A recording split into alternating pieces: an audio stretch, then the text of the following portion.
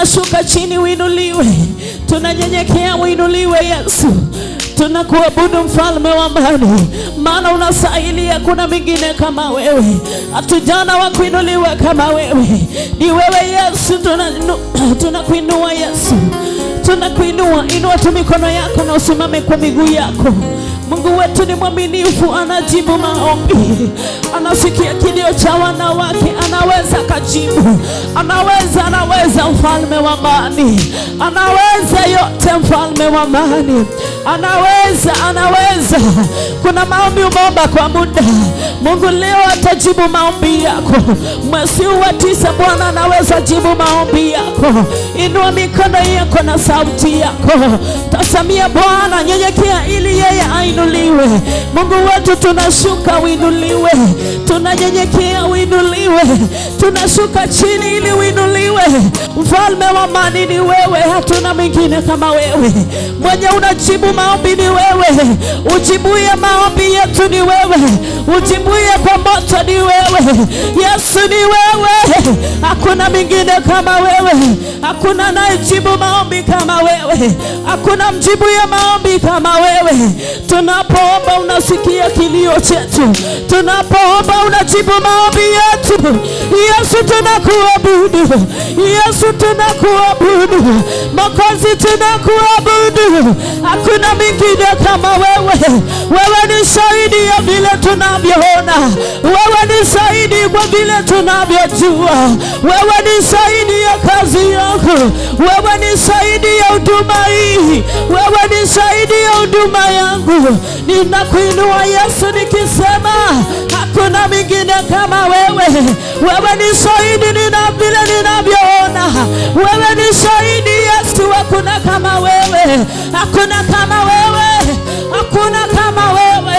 Wewe ni shahidi ya vyote, umetamalaki, umetukuka, hakuna mwingine kama wewe.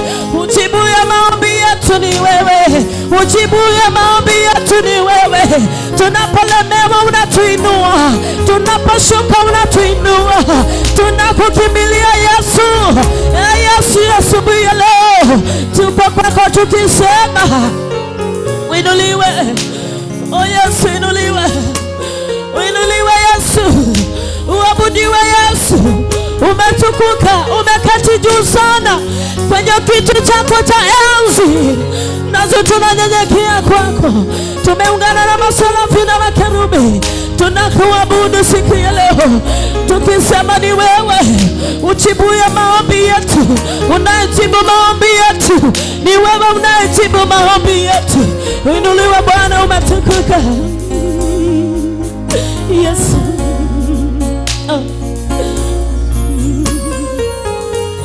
Uinuliwe Yesu. Inua tu mikono yako, ni wewe Yesu. Usikia maombi ni wewe.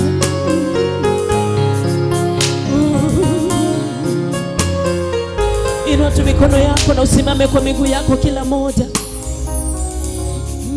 Tunategemea neema yako Yesu. Jibu yako moto ni wewe.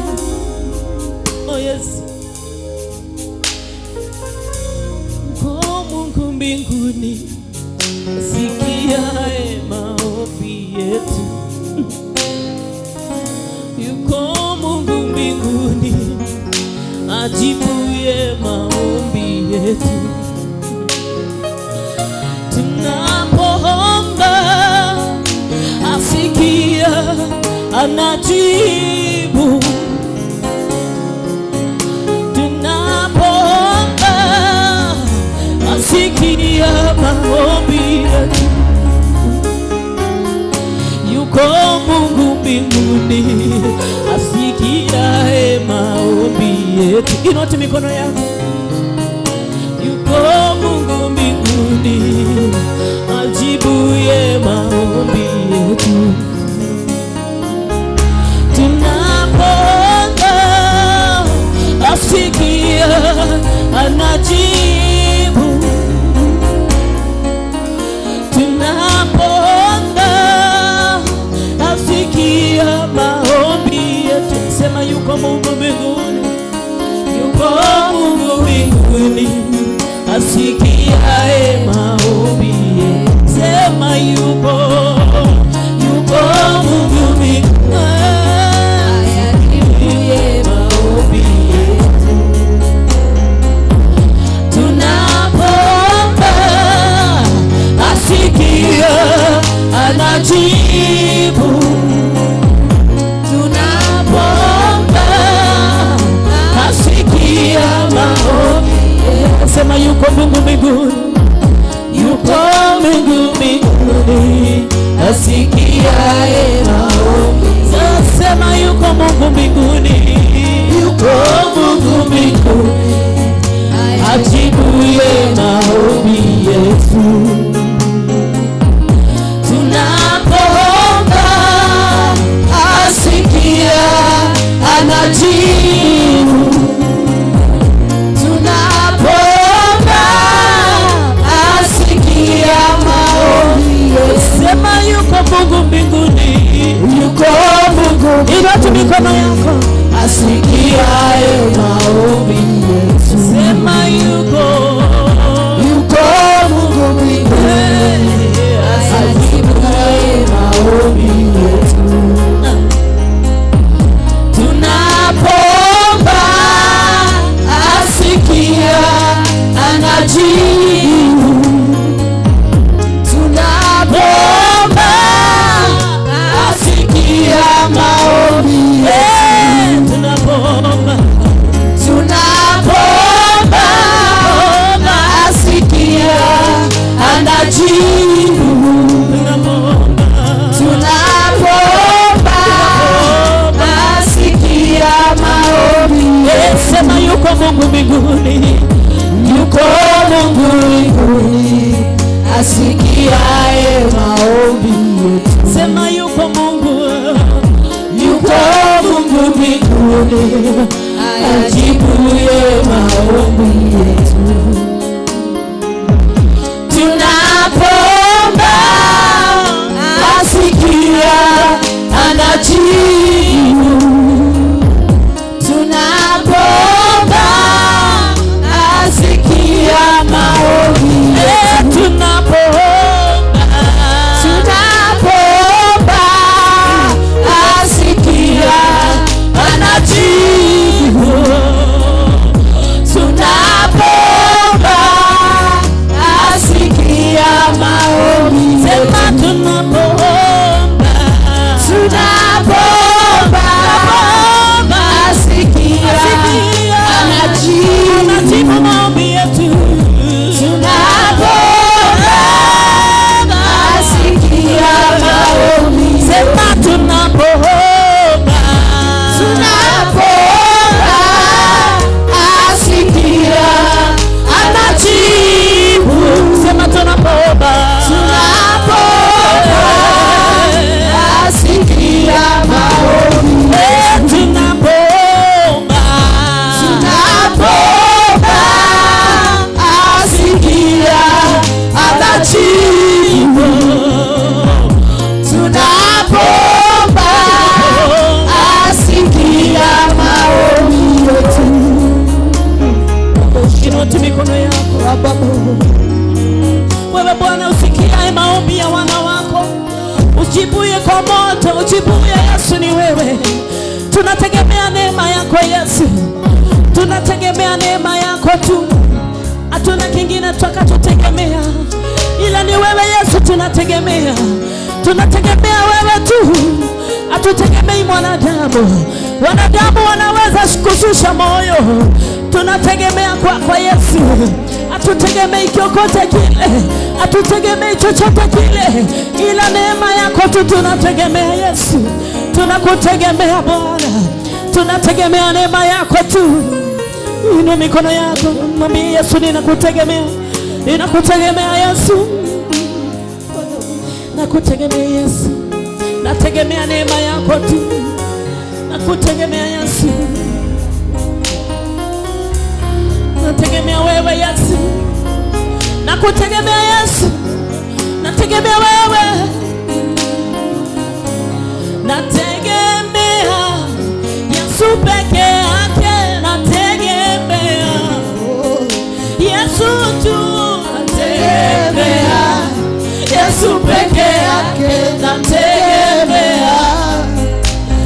Yesu tu nategemea, Yesu peke yake nategemea, Yesu tu nategemea, Yesu peke yake nategemea, Yesu nategemea, Yesu peke yake nategemea, wewe tu nategemea, Yesu peke yake nategemea, Yesu tu nategemea, neema yako Yesu nategemea, Yesu tu nategemea, Yesu peke yake nategemea, Yesu tu nategemea, Yesu peke yake nategemea,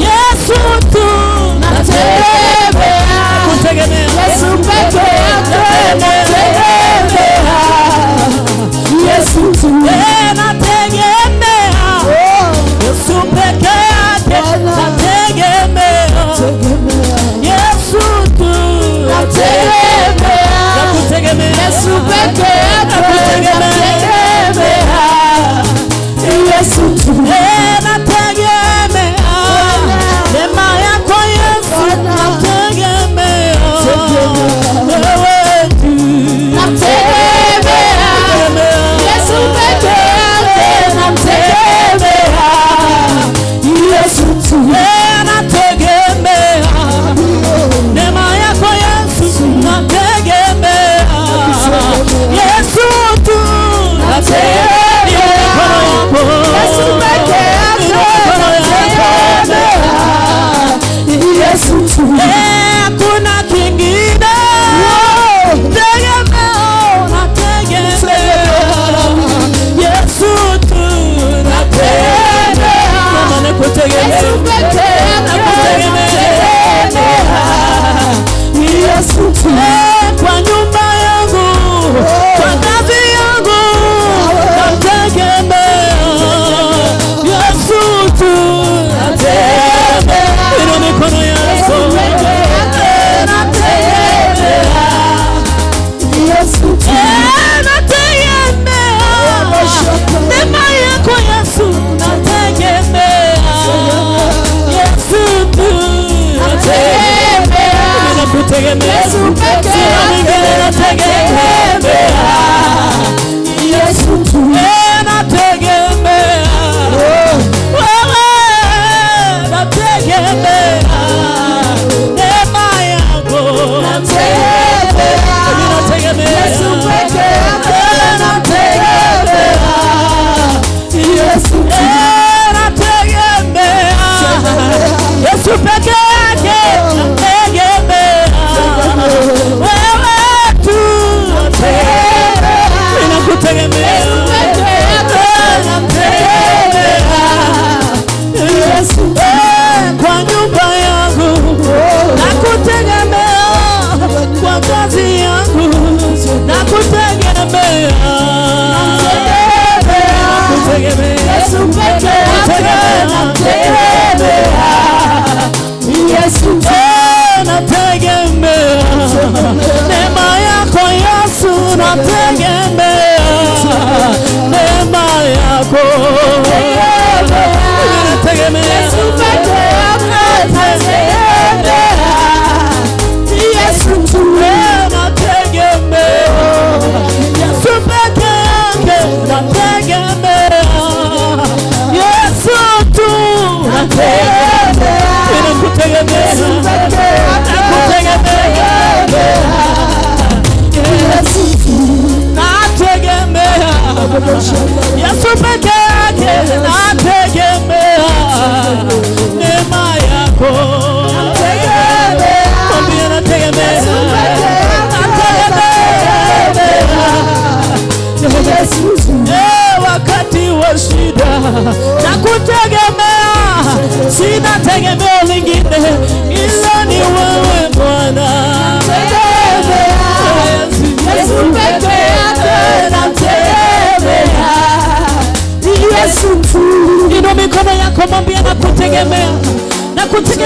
kwenye kazi yangu. Mwambie Bwana nakutegemea kwa nyumba yangu, nakutegemea katika watoto wangu. Wanaposoma ninakutegemea, wanapoenda shuleni ninakutegemea, ninapokosa Yesu ninakutegemea. Mwambie Yesu ninakutegemea, ninakutegemea kwa kila hali, ninakutegemea. Wewe ndiwe tegemeo langu, sina tegemeo lingine. Mwambie Yesu ninakutegemea wewe, ninakutegemea wewe. Wakati wa shida ninakutegemea, wakati wa magonjwa unasimama nami, wakati nina shida unasimama nami. Ninategemea neema yako, ninaishi kwa neema na ninategemea neema yako. Mwambie Yesu ninakutegemea, sina tegemeo lingine ila ni wewe. Sina mwingine nitakaye mwambia shida zangu, nitakwambia wewe Yesu, na unaweza jibu maombi. Yesu ninakutegemea, ninakutegemea Yesu. Nyumba yangu inakutegemea, familia yangu inakutegemea, ninakutegemea Yesu. Nyumba yetu inakutegemea, familia yetu inakutegemea. Hakuna pingamizi zote zitakazoinuka kinyume. Wewe utasimama nasi, utasimama nasi, utapigana na wale wanaopigana nasi, utapigana na wale wanaopigana nami. Ninakutegemea Yesu, ninakutegemea, ninakutegemea, ninakutegemea Yesu, ninakutegemea. Mwambie Yesu ninakutegemea, mwambie Bwana ninakutegemea, mwambie Yesu ninakutegemea, mwambie Bwana ninakutegemea, ninakutegemea Yesu, ninakutegemea, ninakutegemea, nategemea neema yako Yesu, nategemea neema yako, nategemea Yesu peke yake, nategemea Yesu tu, nategemea Yesu peke yake, nategemea wewe, nategemea. Mwambie nakutegemea, mwambie nakutegemea Yesu tu, nategemea neema yako, nategemea Yesu tu, nategemea. Hautaniibisha Yesu peke yake, ninakutegemea wewe, sina tegemeo lingine Yesu tu, nategemea Yesu peke yake, nategemea Yesu tu, nategemea Yesu peke yake, nategemea Yesu tu, nategemea Yesu peke yake, nategemea yewe Bwana, nategemea neema yako peke yake, nategemea Yesu tu, nategemea Yesu peke yake, nategemea wewe Baba, mimi ninakutegemea, ninakutegemea Yesu tu, nategemea wewe Yesu, nategemea wewe tu, nategemea, tunakutegemea Yesu peke yake, nategemea Yesu tu, maisha yangu nakutegemea, nategemea neema yako, mimi ninakutegemea Yesu peke yake, nategemea Yesu tu, kuna kingine nategemea, nategemea wewe Yesu, nategemea, nakutegemea Yesu peke yake, nategemea Yesu tu, nategemea Yesu peke yake, nategemea wewe Bwana.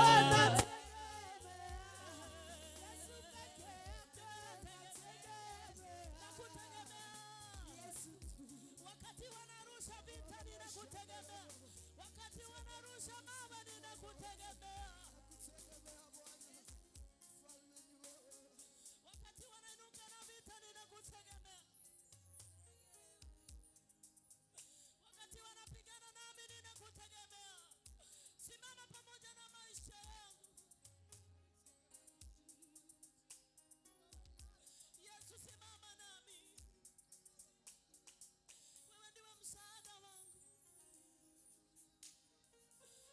simama nami.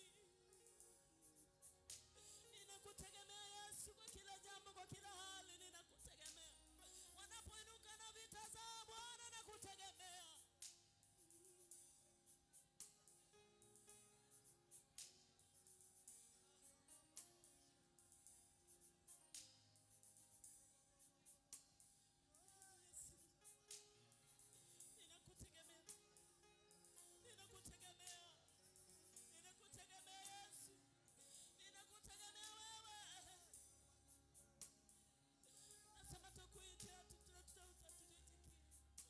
Tuonyesha mambo makubwa mengine tusiyoyajua.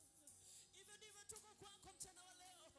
Hivyo ndivyo tunazama kwako Yesu. Tuonyesha mambo makubwa. Tegemeo letu ni kwako.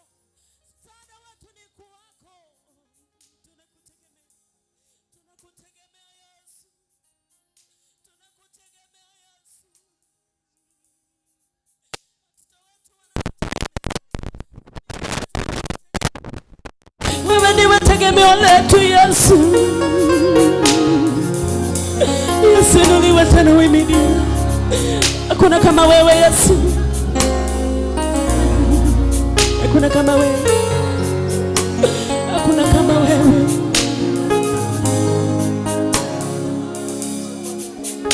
Ninapenda nikuabudu Bwana. Siku zote nikuabudu Bwana. Namwambia ninapenda. Ninapenda nikuabudu Bwana. Siku zote nikuabudu Bwana. Namwambia ninapenda. Ninapenda nikuabudu Bwana. Siku zote nikuabudu Bwana. Ninapenda nikuabudu Yesu Bwana. Siku zote nikuabudu Bwana. Mikono yako. Ninapenda nikuabudu Bwana. Siku zote nikuabudu Bwana.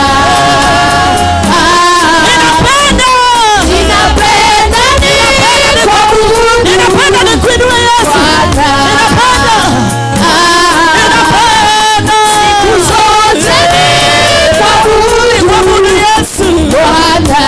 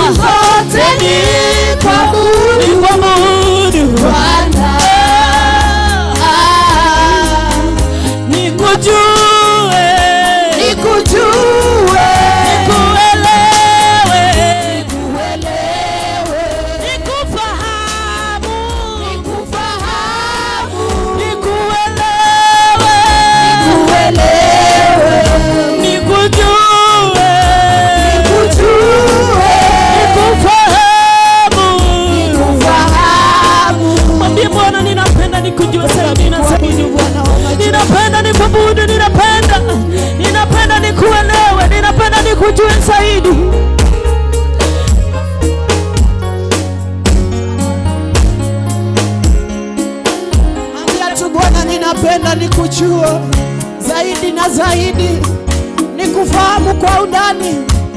Mwezi wa 9, ambia tu Bwana, napenda nikufahamu. Naomba mwezi unene mema juu ya nyumba yangu, inene mema kwa nyumba yangu, inene mema kwa watoto wangu, inene mambo makuu kwa biashara. Nena tu na Bwana asubuhi ya leo, umwambie Bwana mwezi wa 9 neema yake ionekane, ukubalike mwezi, maisha yako ikubalike, nyumba yako ikubalike, familia yako ikubalike. Kataa kila miroho ambayo imetembea na wewe kutoka Januari mpaka Agosti. Ambia Bwana mwezi wa 9 naona mabadiliko, mwezi wa 9 naona neema, mwezi wa 9 naona kibali, mwezi wa 9 yaliyonishinda unayatatua. Nena tuna Bwana asubuhi ya leo, umwambie Bwana unatenda mambo makuu, unatenda neema kwa watoto wetu, kwa mama zetu, kwa familia zetu. Ambia tu Bwana, mwezi ninakuhitaji Bwana. Unaweza Bwana wa majeshi, wewe ndiye utasimama nasi Bwana. Unatenda mambo makuu, unatuneemesha Bwana, unatudhibitisha El Shaddai. Unaenenda nasi mwezi huu, unaenenda nasi mwezi huu, unatembea nasi kwa biashara, unatembea nasi kwa mama zetu, unatembea nasi watoto wetu Bwana. Enenda pamoja nao, enenda pamoja nao, enenda pamoja nao, enenda pamoja nao. Hatutaibika, hatutaibika.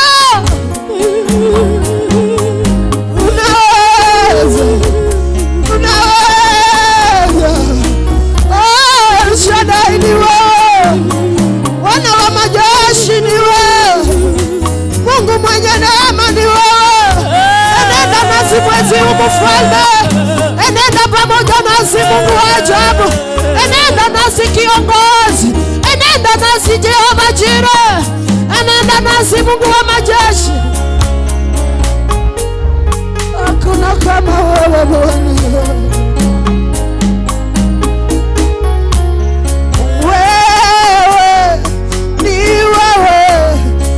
Utabaki kuwa ni wewe Daddy, ni wewe Baba, utabaki kuwa ni wewe,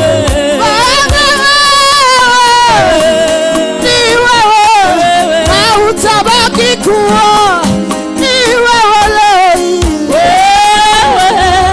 ni wewe, utabaki kuwa ni wewe.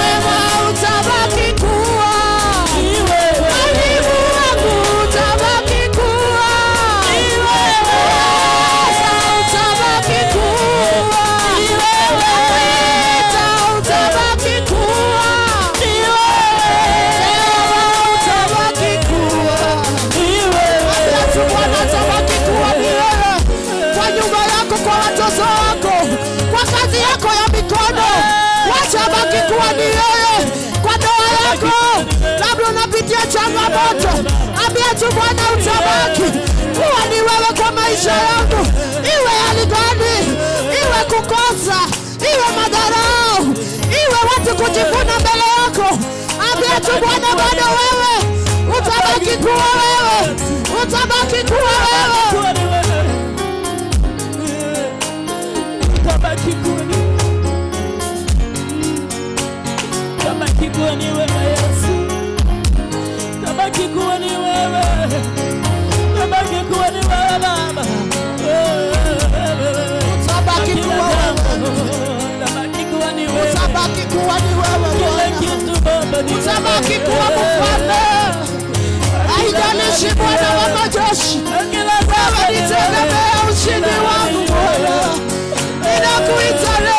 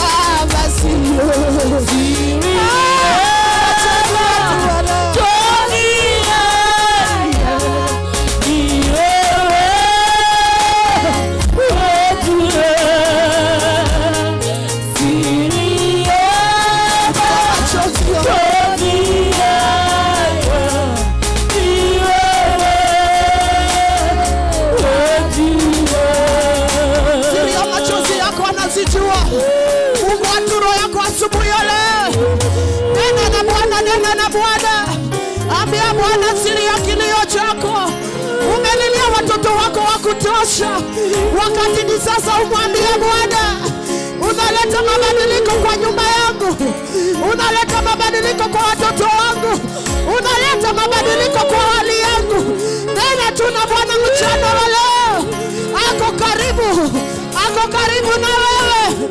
Ambia tu Bwana unatenda, Bwana wa majeshi anajua kilio chako, anajua kukosa kwako, anajua haja ya moyo wako.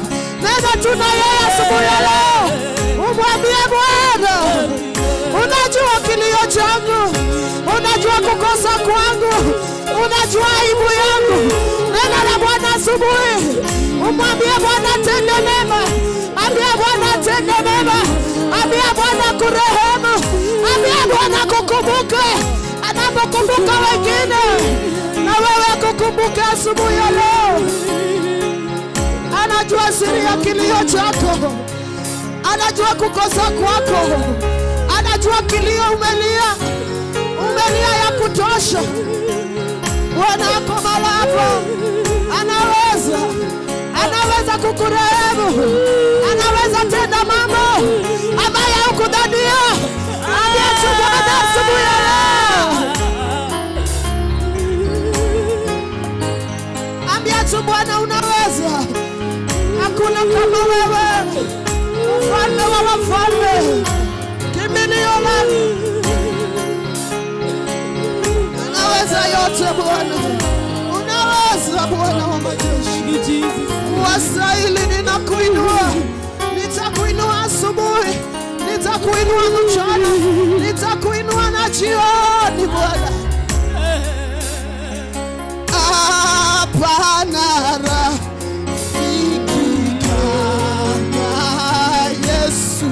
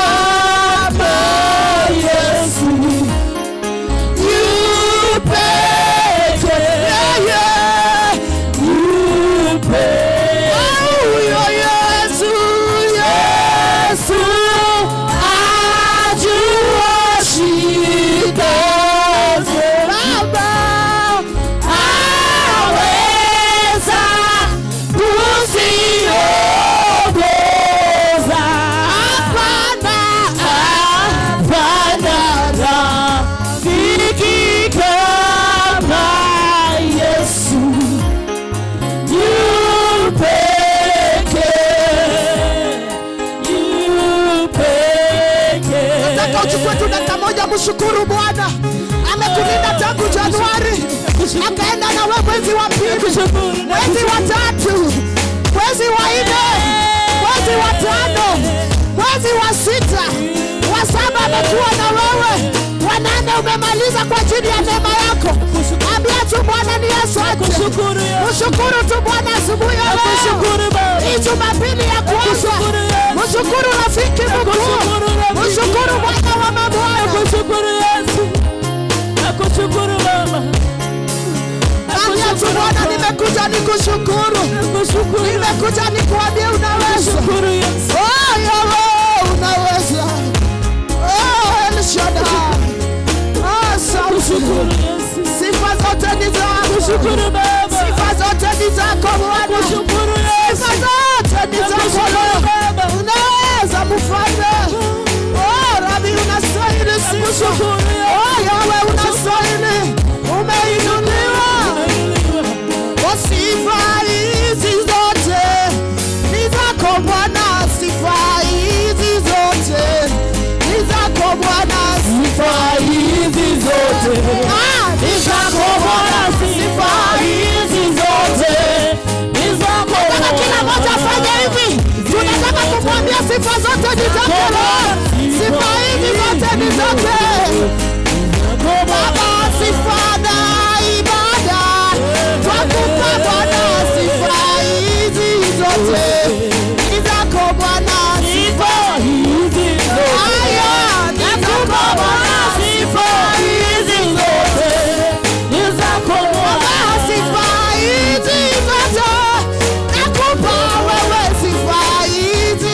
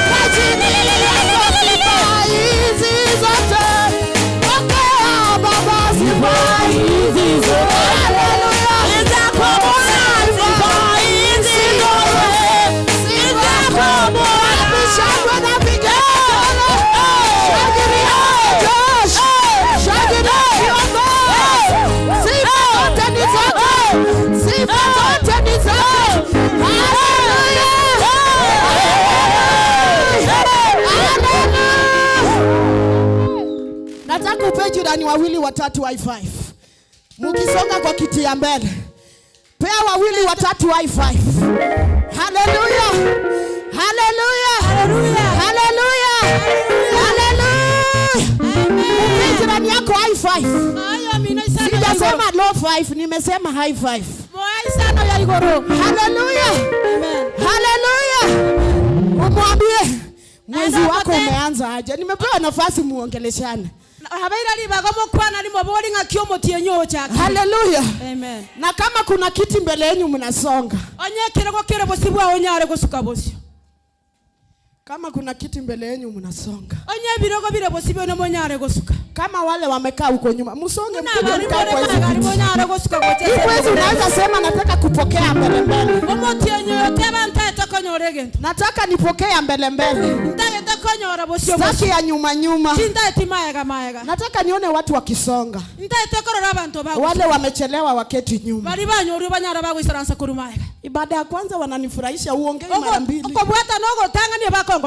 Na walikuwa hata mjafikia hiyo namba ilikuwa hapa.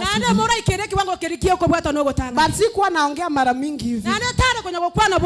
Nasema hizi viti zikishakaliwa mniambie.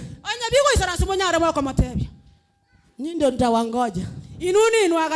Napendanga hilo inisumbuange. Salamia jirani yako watu wa hilo. Hawatakangi kusonga. Nataka mkalie hizi viti hizi.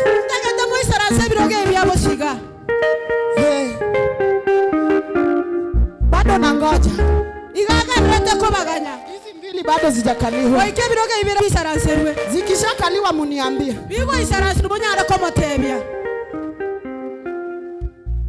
Sijui ashazi wako wapi. Mupende mbele, mwache kupenda nyuma nyuma sana. Hallelujah. Mtoto wako akivuruta mkia ni kiboko. Lakini wewe utaki mbele. Hallelujah. Hallelujah. Wapi shangwe na vigelegele? Hallelujah. Hebu pea jirani yako high five tena. Mwezi wako umeanza namna gani? Nataka nione ukiongea na jirani yako. Wapi shangwe na vigelegele? Hebu inua tu Yesu juu. Inua. Wapi shangwe na vigelegele?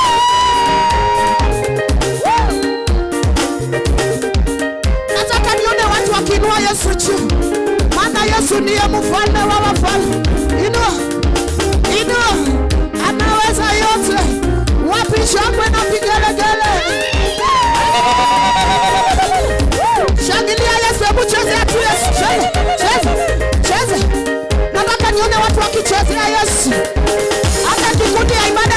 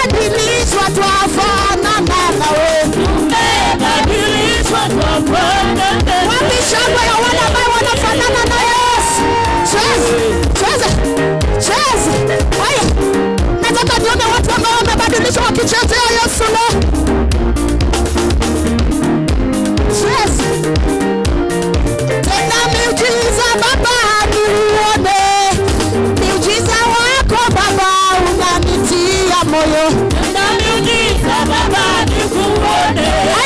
Muujiza wako Bwana unanitia moyo. Tena miujiza leo nikuone. Miujiza wako Baba unanitia moyo. Tena miujiza Baba nikuone. Haleluya. Muujiza wako Baba unanitia moyo. Tena miujiza kwangu nikuone. Miujiza wako Baba unanitia moyo. Tena miujiza Baba nikuone. Haleluya. Muujiza wako Baba unanitia moyo. Tena miujiza wako nikuone. Miujiza wako Baba unanitia moyo. Tena miujiza Baba nikuone. Muujiza wako Baba unanitia moyo. Miujiza wako Baba unanitia moyo. Tena miujiza Baba nikuone. Haleluya. Muujiza yako Baba inanitia moyo. Haya, tena miujiza kwangu nikuone. Miujiza wako Baba unanitia moyo. Tena miujiza Baba nikuone. Haleluya. Muujiza yako Baba inanitia moyo. Wapi shangwe ya wana Yesu wanataka miujiza.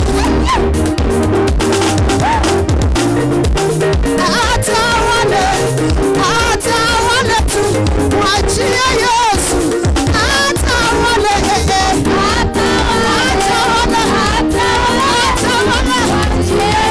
haya, nataka wote tucheze hivi, tunataka kuanza. Cheza. Haya.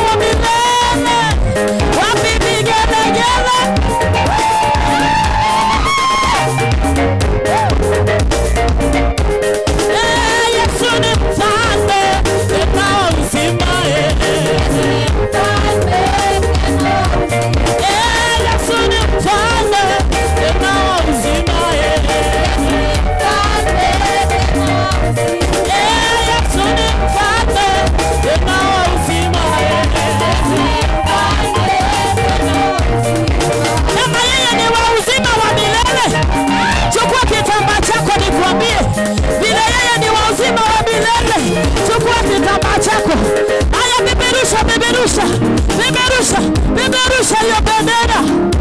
Beberusha bendera ya Yesu. Beberusha tu.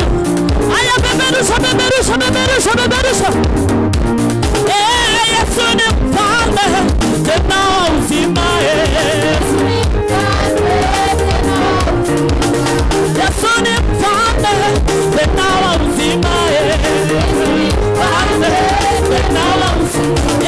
Yesu ni mfalme, tena uzima.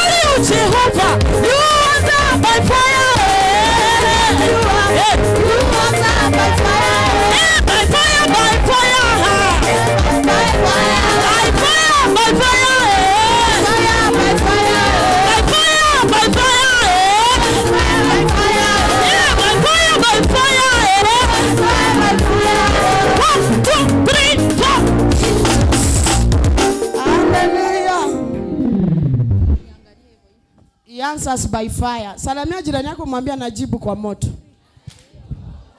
Hallelujah. Amen. Hallelujah. Amen. Mwambie anajibu kwa moto. Motebi gako ira somorero. Nataka nione wenye wasalimii jirani. Nitake to ndaro yotari go kwani yo mama. Yaani wewe ni mchoyo mpaka kanisani. Ayo goro mongiti ani bake kanisa ime. Salamu hii ya bure hii. Oko kwani ni kwa soko. Mwenye hajasalimiwa niambieni. Nione jirani. Utara kwani wanyale go kwana mapema. Hallelujah. Hallelujah. Mwambie jirani yako anajibu kwa moto. Tebi oyo mironya saa kwira ni somo. Nina sababu maelfu za kuimba sifa zako.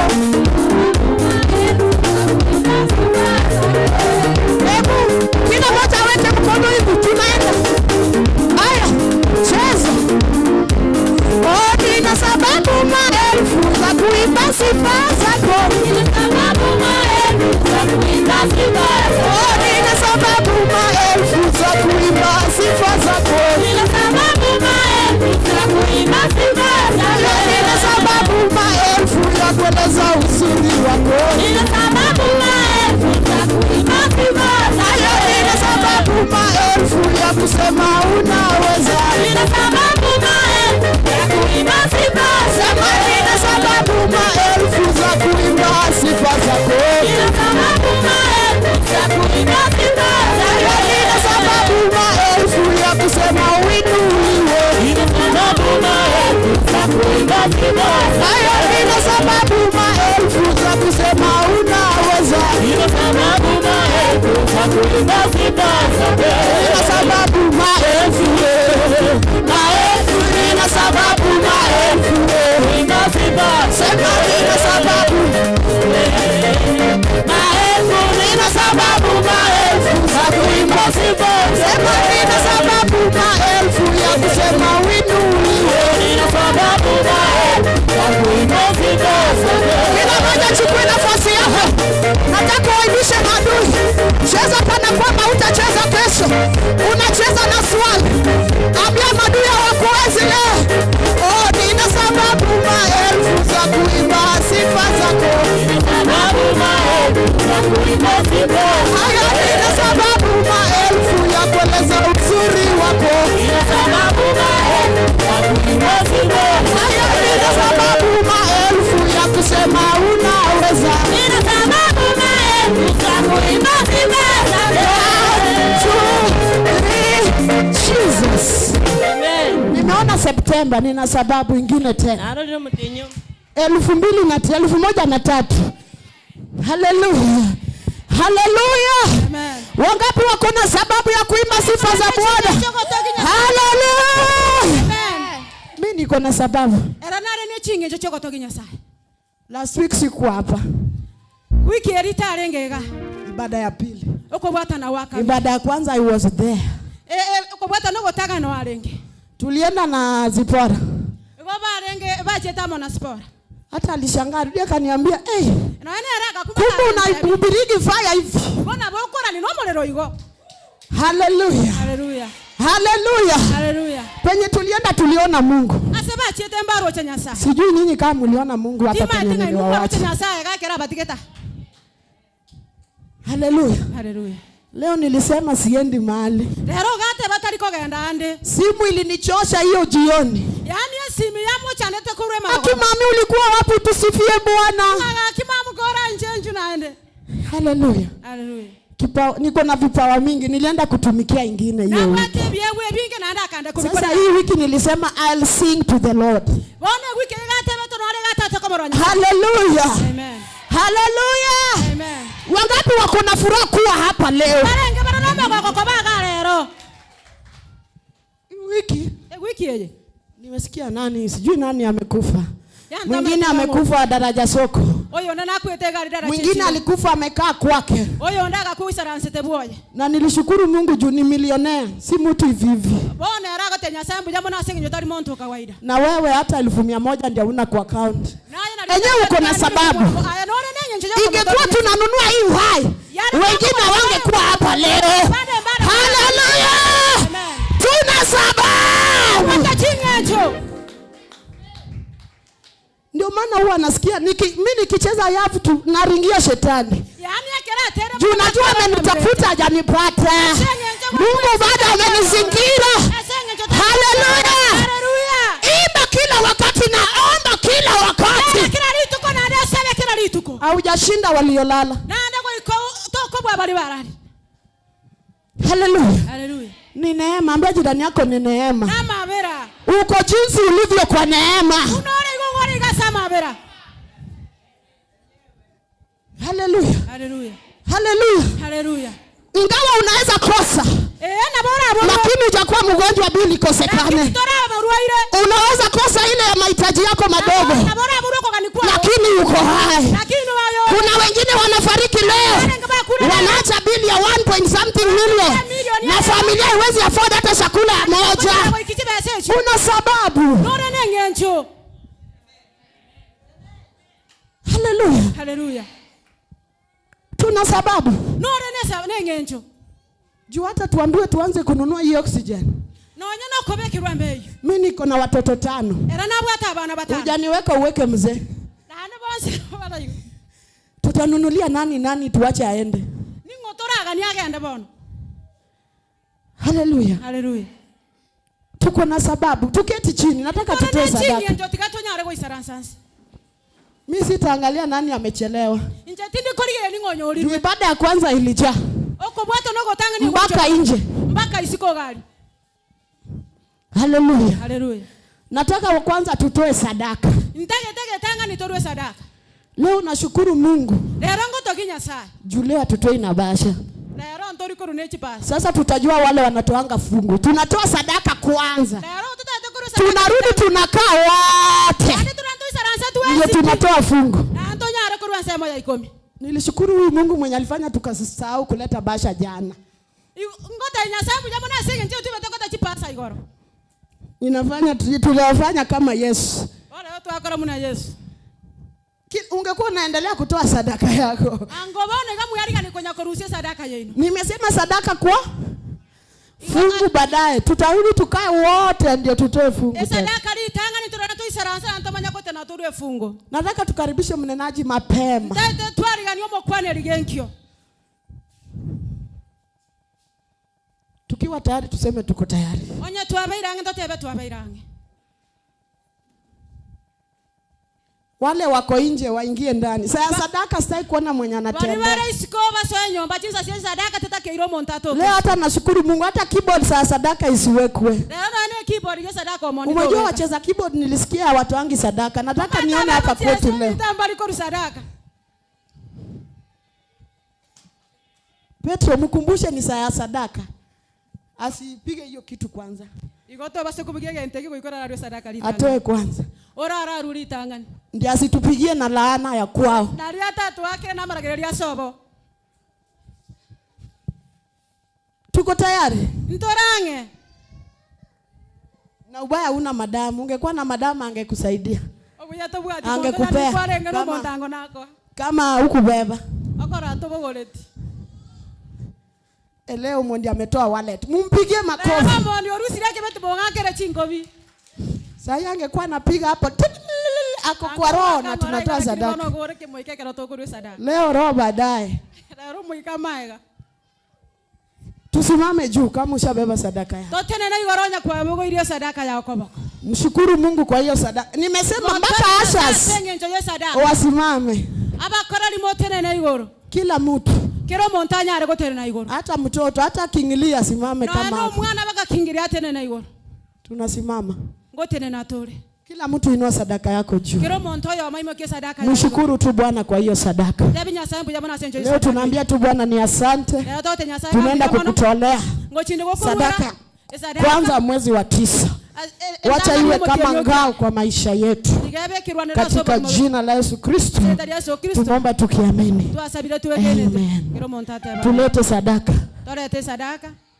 Amen. Amen. Victor inafaa unaleta peke yako, usitume Petro. Petro anachukua baraka yako. Na Petro neralete yake. Yeye pia analeta tu yake. Nerengoleta ile yake. Munipigie makofi. Kutoa sadaka kwa mtu wa keyboard si rahisi. Mwakera chingo bikorusa sadaka soma bugie keyboard ni kasi rahisi. Sio Mondi peke yake, hiyo ni roho wako nayo. Talio Mondi byako inomo ikababwate. Amen. Amen. Naanza kumfundisha kutoa ndio mama asikose ya mboga kwa nyumba. Bono gonta eto kwegeri eri na lyo mongi na taburwe besa ye chingeni ase nyumba. Wale tiwe nje. Kebeti kebe isiko.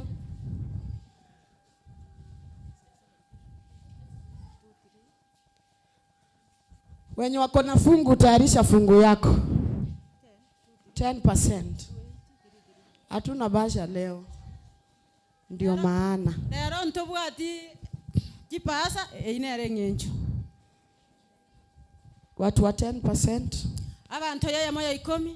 Shika kwa mkono yako. Obwata soko bako kwa. Na msimame juu. Na ndo nyare gotenda igoro. Tufanye haraka, nataka kukaribisha mnenaji. Tokore bwangu tutaiti kwaliga ni umonogere.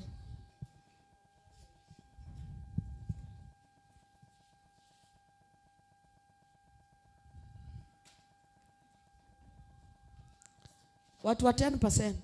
Eye moja 10. Ai, ungeleta. Ngware koleta. Bahati sana. Kumbe ziko kidogo. Igonchi ale ngoinke. Wale wa 10%. Bali yeye moja 10. In your sacrifice.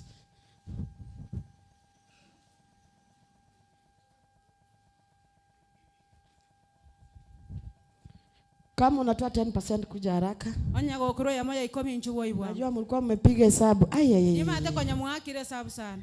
Tutaweka tu hivi. Ntonya areko beka iko bono. Unaandika jina lako vizuri. Bolikeria atalia obuya. 10%. Eye moja 10. Watu wenye wanatoa kwa simu. Bali bago tumamoto masesimi. Unaandika basha ndio unatuma kwa simu. Igoko likase paso manyago to masesimi. Ili record iwe sawa. Eli record yenyara ko baboronge. Hata kama unatuma kwa simu, make sure umeandika hapa. Onya kogo to masesimi wene kinga kwalikira se pasa igoro. Na wale wanatuona kwa TV, kama unataka kutuma sadaka yako, kuna namba imeandikwa hapo chini ya TV 0710 232833. Utaweka hapo, amweke kwa hii account number. Na Mungu atatubariki. Sasa zile sadaka inaendelea, fungu inataka kutolewa. Nataka nipe Diana Ezia tuimbie wimbo moja. Ama huku beba. Download dakika moja basi. Juu hiyo time inaisha hivi. Niliona alitoa ingine mpya. Mimi pia naomba hiyo neema. Hiyo wakati ya kwenda studio ndio sina. Lakini kitu nitatoa kali. Lakini harusi enkongu mono. Si nitatoa kali. Tako harusi enkongu mono. Naweza toa kali sana. Harusi enkongu mono. Nataka nijifunze Kegusi ndio nitoe moja kali ya Kikisii. Hata gete amanye Kegusi na liara harusi enge ya mono ya Kegusi. Si museme amen. Mungu teba amina. Hallelujah. Liliana kinibaka hapo. Alafu umejua watu wazito wakidance, neema tu inaonekana. Wale slender hata udansi yako yote. Watu wanaona hiyo ni kawaida, lakini mwili nikifanya tu hivi, watu wanasema huyo mama anaumia. Nimezoea. Lakini onalire. Hallelujah. Tusimame juu wale watu wafungu. Hiyo ungeisongesha hapo juu inanisumbua. Wale ambao wanataka kutoa fungu, tusimame juu. Mmemaliza kuandika? Mwakorere kolika. Amen. Amen.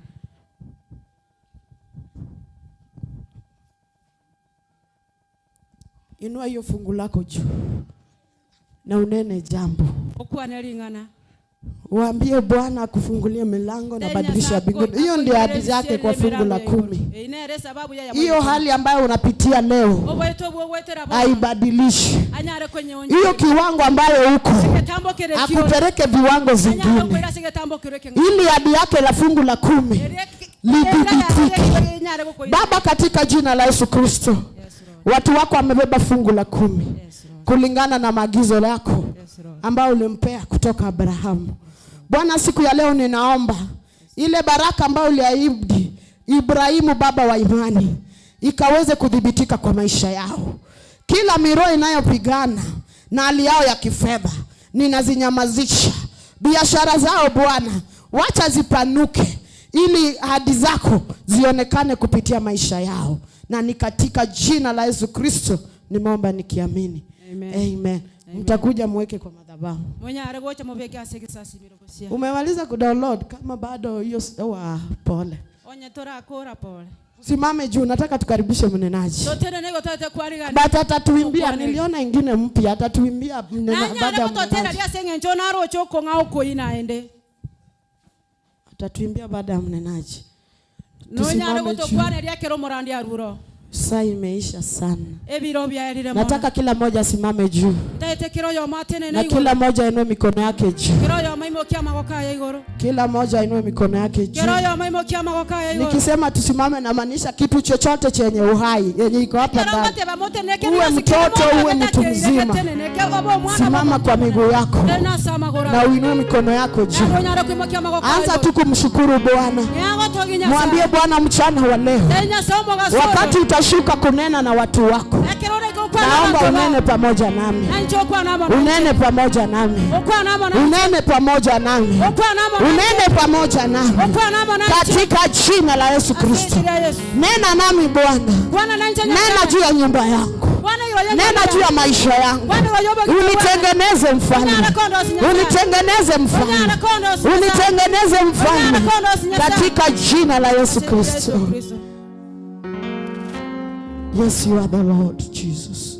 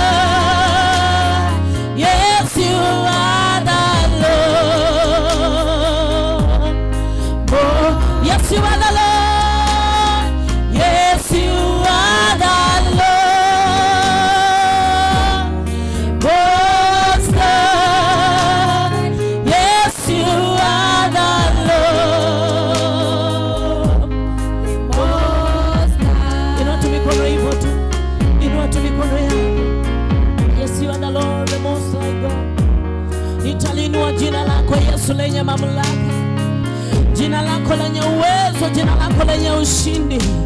Nitalinua jina lako lenye mamlaka, nitalinua jina lako lenye nguvu, jina lako lenye uwezo. Inua tu mikono yako, tulindue jina hili.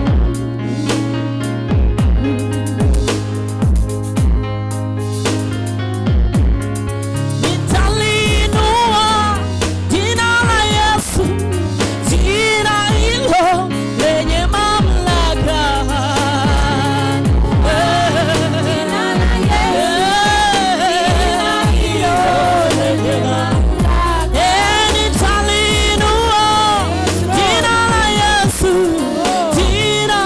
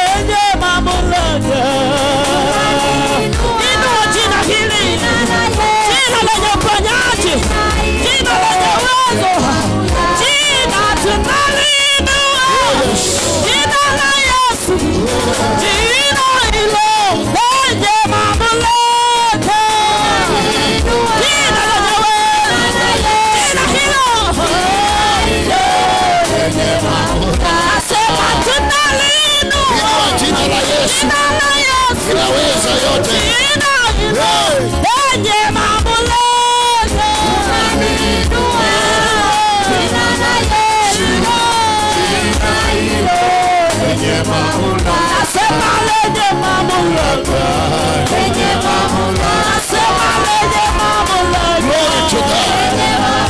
Nasema jina lenye uwezo, lenye mamlaka, lenye mamlaka, nasema lenye mamlaka.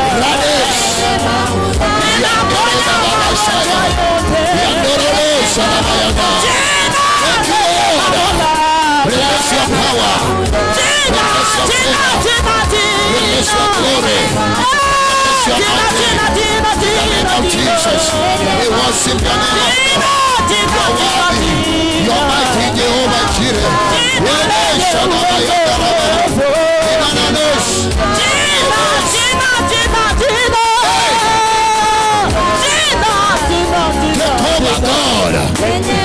Thank you, Jesus. Thank you, Lord. We worship your name. We give you glory. Father, we love you. Jesus, have your way. Holy Spirit, have your way. Take over, my Father. Take over, my God.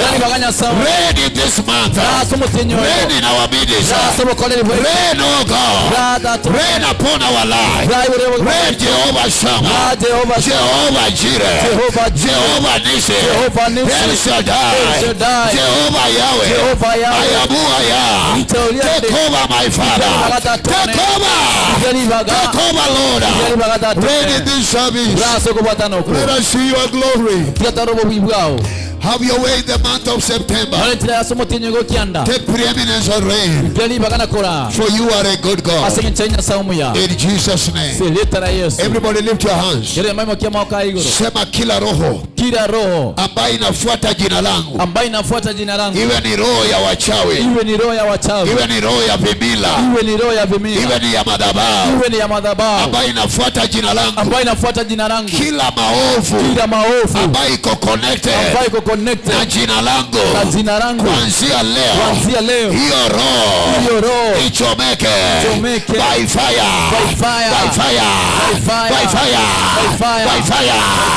Teketeza hizo roho ambayo inafuata jina lako, ambayo inafuata nyumba yako, ambayo inafuata maisha yako.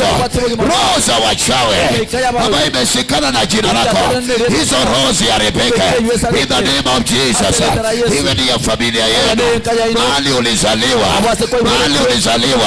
na hiyo jina ya sokoro, hiyo roho na laana ya hiyo jina ya sokoro, hiyo laana ishe, ichomeke by fire of the Holy Ghost.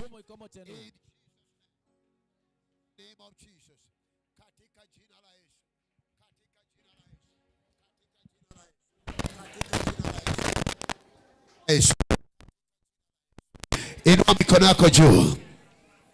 Thank you, Father, for the month of September. Have your way and take over. In Jesus' name, we are praying. And somebody say amen. Pata nafasi ya kukaa. Glory to God. Hallelujah. In this month of September, we are teaching on the power behind the name. Hallelujah. Even the wonders of name. There is power behind your name. You can be blessed because of a name, and you can also be cursed because of the name. But today, the whole of this month, may God give you a new name. God will give you a new name. A new name. Turn with me in the book of Proverbs. We invite those who are watching us live on TV. We are welcome to worship with us and to serve with us. And we welcome you in our service. In Jesus' name. Those who are in digital platform, in Facebook, WhatsApp, you are welcome today. God bless you. This is our new month of September, and the first Sunday of the year, of the month.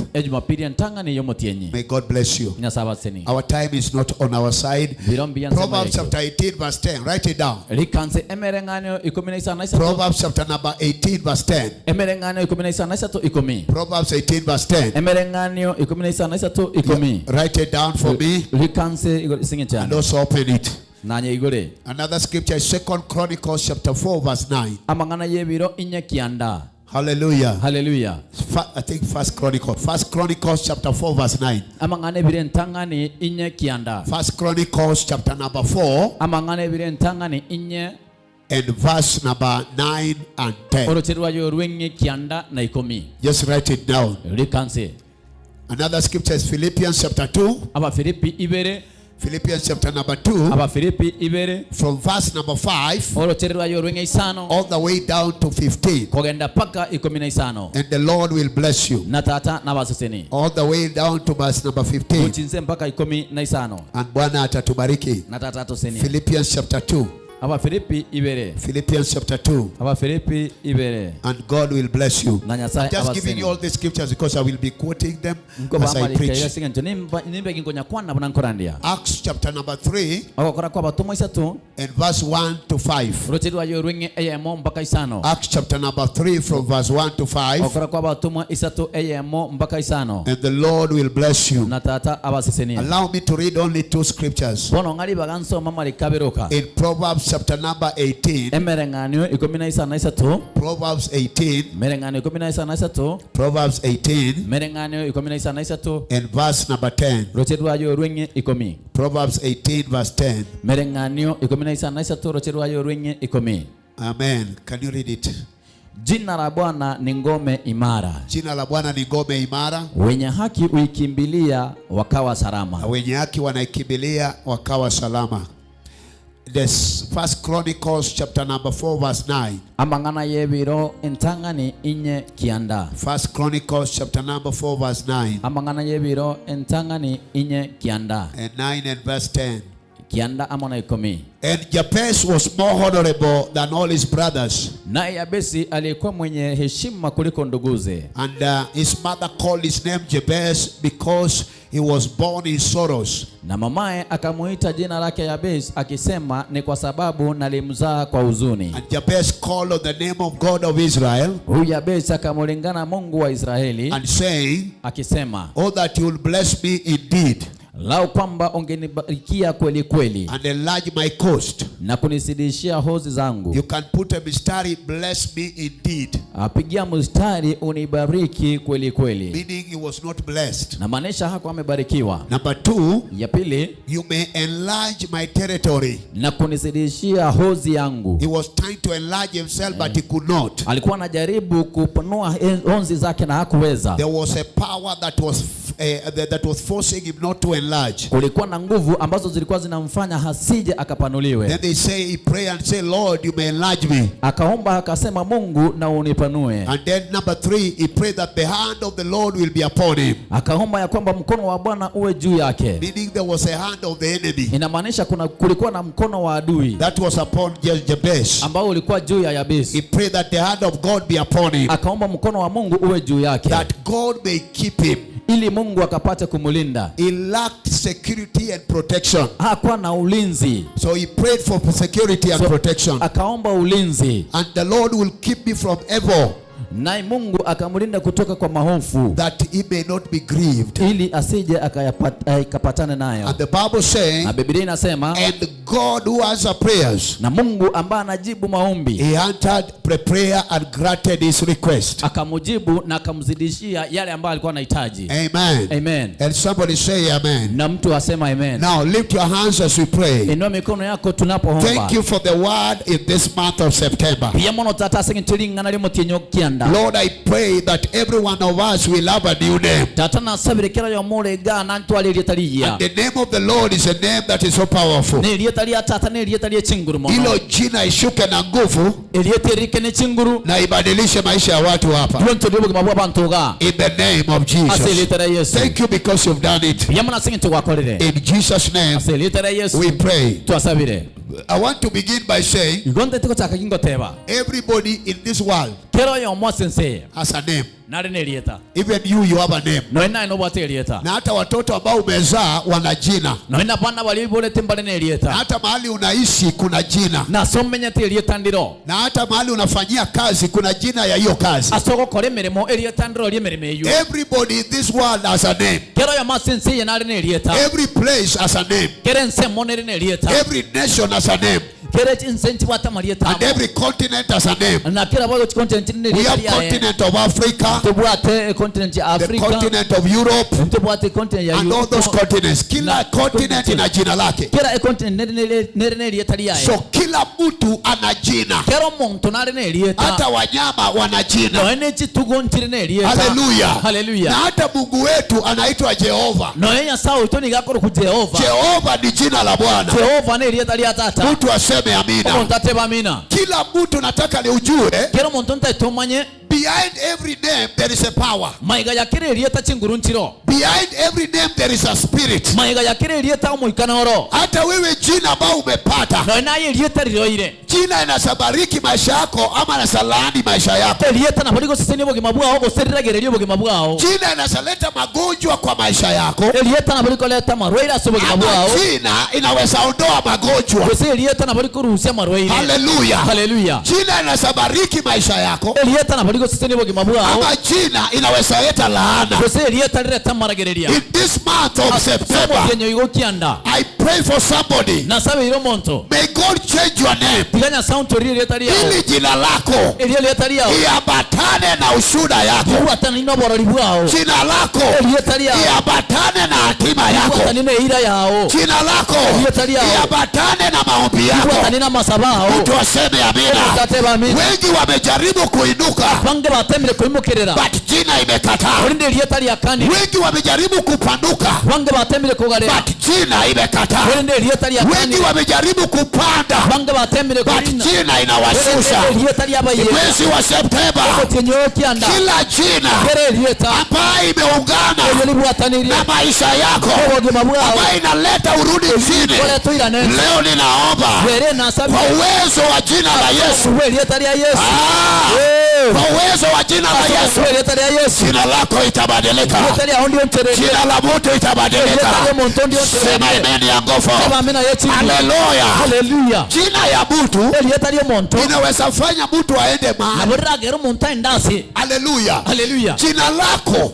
elieta liao inaweza fanya ubarikiwe na boragero siseniwe hata kama ungeweza kubarikiwa, ne bankwale konyara gosiseniwa but kuna jina orinde elieta ndiro ambao ukiwa nayo, elikore na lirorio in other words, entera yende kuna boma ukizaliwa. enkanero gokoiborwa For example, omugwekano umezaliwa kwa kina Nyachae, kwa iboirwe imeyabanya chae au ukizaliwa kwa kina Arati, gosisa barati kwa kina Ongwae, gosisa bongwae hata kama ulikuwa ubarikiwi, no yale kobanga turi gosiseniwa but umezaliwa kwa hiyo boma, kwa iboirwe asenkeyo yani utabarikiwa tu because of that name. o gosiseniwa asenkeyo elieta elio Kuna jina inasabariki maisha yako, elieta ndro lira siseniwa na gimabwao kuna jina inasalani maisha yako. elieta ndro lira ragererio gimabwao Hallelujah. haleluya And that's why the Bible says na kiyo garibu kwa teba the name of the Lord elieta lia tata is a strong tower. no elieta lia nyembene The righteous abanyaboronge run into it, rakominyokase lile run into it, rakominyokase and lile they be safe. banya kobabiya Hallelujah. haleluya A name can be a house, elieta na bariko benyomba because when you run into it singe toka reko minyoka gutyo and you are covered with that name, nigotu bine elieta elio then you are safe. igoto lilie A name can be an a house. elieta na bariko benyomba Is somebody getting me? muntu nani gwete Najua utanipata. ni maite nonyi gwe So jina la Yesu ige elieta lia Yesu ni kama nyumba hivi, eringe nyombe mtu akiingia ndani omuntu ekera soire ime anakuwa sawa. igare boronge Hujanipata? toranyigwa Yani jina elieta unaweza ingia ndani oso ime na unakuwa sawa, obe boronge na ni jina la Mungu. ne elieta lia Nyasaye So inamaanisha kuna jina zingine imeleta malieta ndena roho ambaye ayo ukiwa ndani yake kole ime yae utakuwa hauko sawa. igoko baturi boronge Mtu aseme amina. muntu ateba amina Then the Bible ya mwisho inasema nebikuya mwele yateba na Jabez na Yabez alizaliwa niga iboletwe na akapewa jina Jabez. akaigwe elieta Jabez Sababu gani? na singe ntu yake Alizaliwa niga iboletwe kwa uchungu, na sobororo kwa uchungu. sobororo So Jabez means pain. iwa Jabez yemine tubororo Jabez means sorrow. Jabesi emine tiobororo. Hallelujah. Hallelujah. So hiyo inatuleta kwa question. Ebiye kole toleta asiribu. Wewe jina lako ina maana gani? Elietali ya honge nchokiri bugate. Sasa jirani yako jina lako ina maana gani? Boli yo mino elietali ya honde nchoki. Mulise tena jina lako ina maana gani? Jina lako ina maana gani? Hallelujah. Hallelujah. Kila mtu lazima ajue maana ya jina lake. Kila yo mogo ikamanye ngenchi elietali ya. Wenye walikuwa hapa asubuhi niliwauliza. Walibalengeka genkyo na baboria. Nilipata moja anaitwa Ndama. Nanyoroyo omako kwe mori. Uliza jirani yako wewe nickname yako ilikuwa gani? Boli angoyo meno elietali ya kwa bagetundiriri. Mulise salimia jirani wako mimi. Ulikuwa unaitwa nani? Ulikuwa unaitwa aje nickname yako? Boli elietali yako bakwalia honga kikwali kurukwa. Wengine walikuwa naitwa nyoka hapa. Apanda balinge koro kunyangiti. Wengine apande Charles ulikuwa naitwa aje? Charles na kwa alikoro. Wengine walikuwa naitwa kuku. Abanda balikoro kwa ngoko. So aku disconnect na ile jina kuku. Ihogo ikuru sana ni lieteli ngoko. Now let me tell you this. Yangote bigento. Wakati umeitwa na umeitika. Ekera kwa rangiri kuna ndi waitabire. Nguvu ya hiyo jina inakuingilia. Tunduru chirete ile liko kosoa. Unanipata hapo? Noni kwetabu. Kama ulikuwa wengine kuna ndugu moja alikuwa anaitwa Taabu. Omo moroya manaro liko kutabu. In our home. Asinka yabo. Taabu ilifuata maisha yake. Omo chando kabwati obo gimabugae. Paka akakufa ghafla. Boikaka kumubaso because alikuwa na taabu. Asinga ntarige no mochando. Na alikubali hiyo jina Taabu. Aganchira ne lieteli mochando. So uliza jirani yako. Boli yo meno. Wewe uliitwa nani nickname? Aye lietali ya ulio kubakwa. Nna kikwa lekoro kwa. Kabla sijaendelea kuuliza uliza wewe ulikuwa unaitwa nani? Nickname yako ni gani? Boli yo meno lietali ya ulio kubakwa. Nna kikwa lekoro kwa. Wengine wakikwambia nickname yao hapa. Wandi bako wote ile lietali ya baba akire. Utacheka vibaya sana. Okoseka bobe. Na hata saa hivi ile ameokoka. No nyembo no igamna toregete. Na bado ako na hiyo nickname. Ni gali lietali ile aliyo kubakwa. Na akirudi kwao. Akorina sobo. Ametoka kwa bwana yake. Urira somo gako bado anaitika hiyo jina. Igago itabane lietali ya. Anarudi na bado anaitika hiyo jina. Akoirana oitabe lietali ya. Akiitwa kwa barabara akirudi kwao. Akoirangeriwa se parago na sobo. Anasema tumekujua. Toto. Na umekubali unaitwa Toto. Kwanza na nna bokoro kwa mwana. Then ukirudi kwa doa yako bado wewe ni Toto. Roho ya Toto inakufuata mpaka kwa doa. May God change your name. May God change your name. And name has power. Hallelujah. Hallelujah. Jabez was born in pain. Akaitwa Jabez.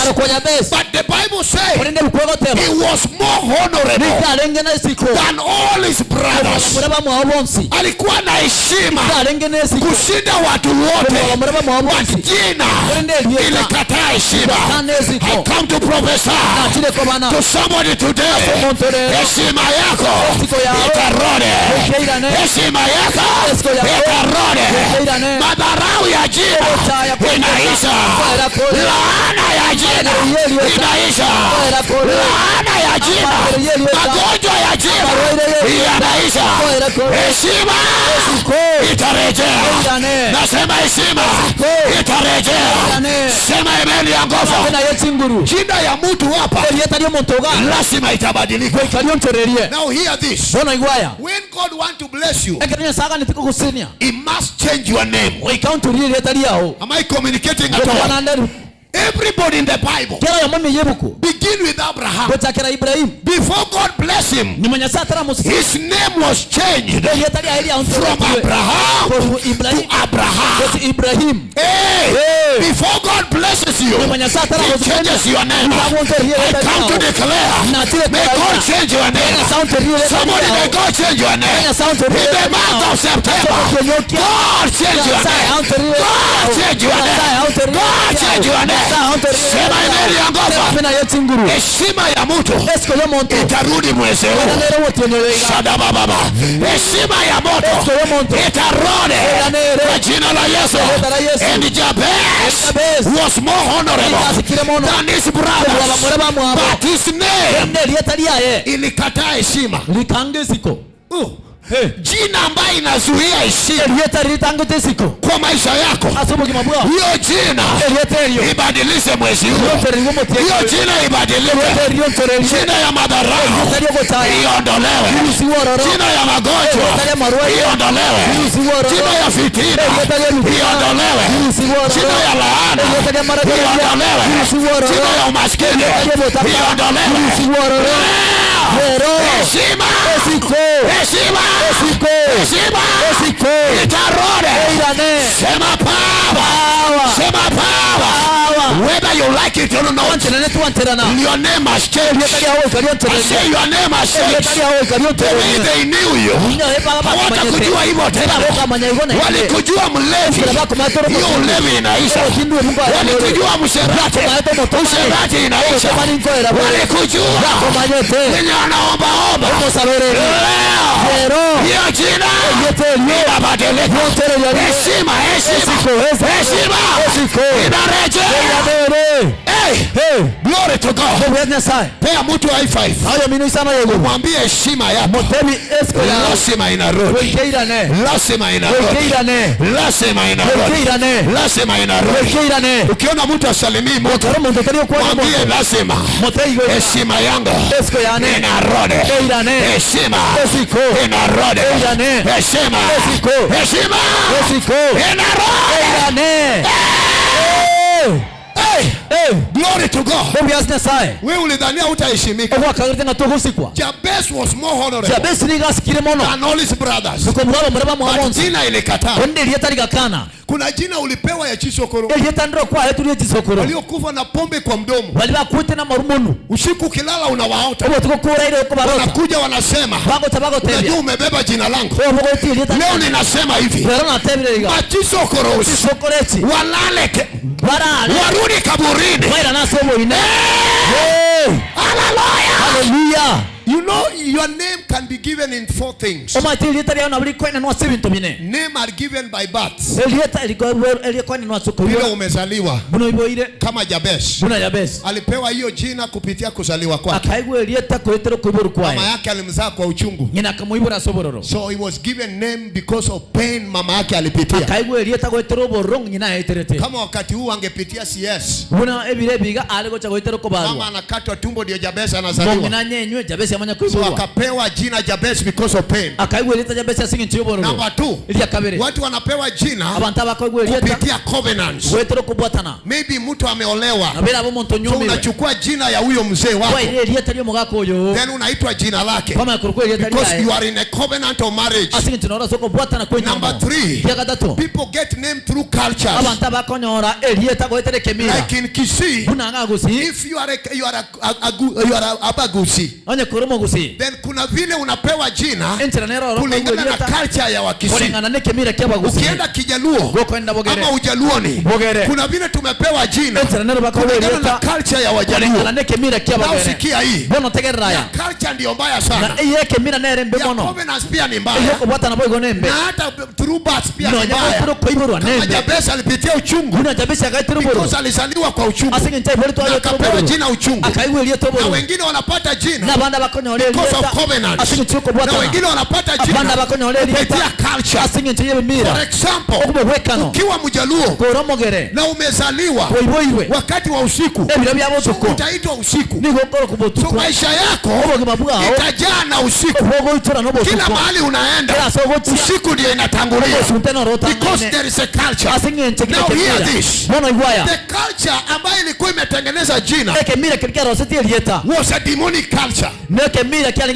Wazee walienda in mountains and they went with dogs. Every culture walipitisha inakuwa kama sheria. Wanakata umbwa na wanamwaga damu ya umbwa chini. Then sheria yoyote wamepitisha wanasema itafanya kazi kwa kila Mjaluo. Usipofuata hiyo culture, then damu ya umbwa, kama wakati huu tutaongea hivi, ati hiyo damu itakuramba vibaya. So Wajaluo wengi wanarambwa. Kama Makenzi angeamuka hapa angewaambia wanarambwa. damu ya kimila emangane kimira imeraba watu wengi. jameni na banta bange. What am I saying? Nkimoteba Even in Kisii, no nyega gusi kama ulipewa jina onye kwa eti elieta kulingana na culture kulingana na kimira ya Wakisii, sheba gusi kuna baraka zingine utapata. That is why I'm preaching in the name of the Lord, a name that is above every name. Somebody is not getting me. I come in the name of the Lord. Imekuja kwa jina juu ya majina. Sema amina. Hizo macultures ya kipepo zitakuacha, zitawacha maisha yako, zitawacha watoto wako, zitawacha nyumba yako. Utainuka tena. Na usikia hii, when you are given a name in Kisii, pengine ni auntie yako, huyo auntie akawa amekufa wakati uko kwa tumbo ya mama yako. Then wakati amekufa, ukizaliwa unapewa jina la huyo auntie. Hawaangalia hata kama alikuwa msherati, hata kama alikuwa mganga, hata kama alikuwa mchawi, unapewa jina because ni culture ya Wakisii. I pray for somebody here. Culture haina uwezo kwa maisha yako. Kimila mapepo, kimila ya mapepo iwache maisha yako. Jina lako ibadilishwe. Jina lako ibadilishwe. Jina lako ibadilishwe. Jina lako ibadilishwe. Somebody is not saying amen. Hallelujah. Hallelujah. So unajua ukipewa jina ya mtu kupitia culture, ile weakness ya huyo mtu yote, weakness yake itakuingilia. Kama hakukaa kwa ndoa, wewe pia utakaa kwa ndoa. Kama hakutajirika, spirit yake iko ndani yako, wewe pia unashindwa kutajirika. Kama alikufa kwa ulevi, then umepewa jina yako, inamaanisha spirit yake ya ulevi inafufuka, inaingia kwako. Hallelujah. Ndipo unapata watu wengi wako kanisani kama Jabez, but maisha yao zimekwama. I come to declare in the name of the Lord, in the name of Jesus. Oh, somebody is not getting me. Any demonic name that is attached to your life, today in the name of Jesus, may God disconnect you. I say may God disconnect you. I stand here with the mantle of prophetic, with the mantle of apostolic. I stand here to declare jina lako ibadilike. Jina lako ibadilike. Utabarikiwa ukiingia. Somebody is not getting me. Utabarikiwa ukitoka. Jina ya mapepo vile ulioleka kwa hiyo boma, kwa kimila, kwa kuzaliwa na kwa agano, hizo majina zitaharibika. Mungu abadilishe jina lako. I pray for somebody here. Mwezi huu wa 9, laana zote, I say laana zote ambayo iko connected na jina lako, ambayo inajaribu kuinuka na inakataa, unajaribu kupenya, inakurudisha nyuma. Can I tell you, kuna watu walipewa jina ya deni. So hata ukijaribu kukua usikose ukue na deni. Because your name is debt. So deni inakufuata tu. Because you carry their name. Am I talking here? For example, there are people who are named Diana. I'm sorry to use that name, but that name is so strong in the spirit. If you give your child a name Diana, number one, Diana's wote ni wa Maringo. Number two, they don't stay in marriage. Number three, they are not people who love. wako arrogant, Niko bawate bigotibi kongu. full of stubbornness. Baitire no mutumo kongu. Relationship zao haikaangi. Kubata na kwabo nguri komenya. Why? Seki. Because Diana is a name of a goddess ne rieta ria Nyasaye. in Rome. Ime ya Rome. Ni miungu, Ni Nyasaye. miungu ya mwanamke Ene Nyasaye muswati. ambaye watu wanaabudu. Iyo abantu bago sasema. Auleki Tari kunyomo. wezi.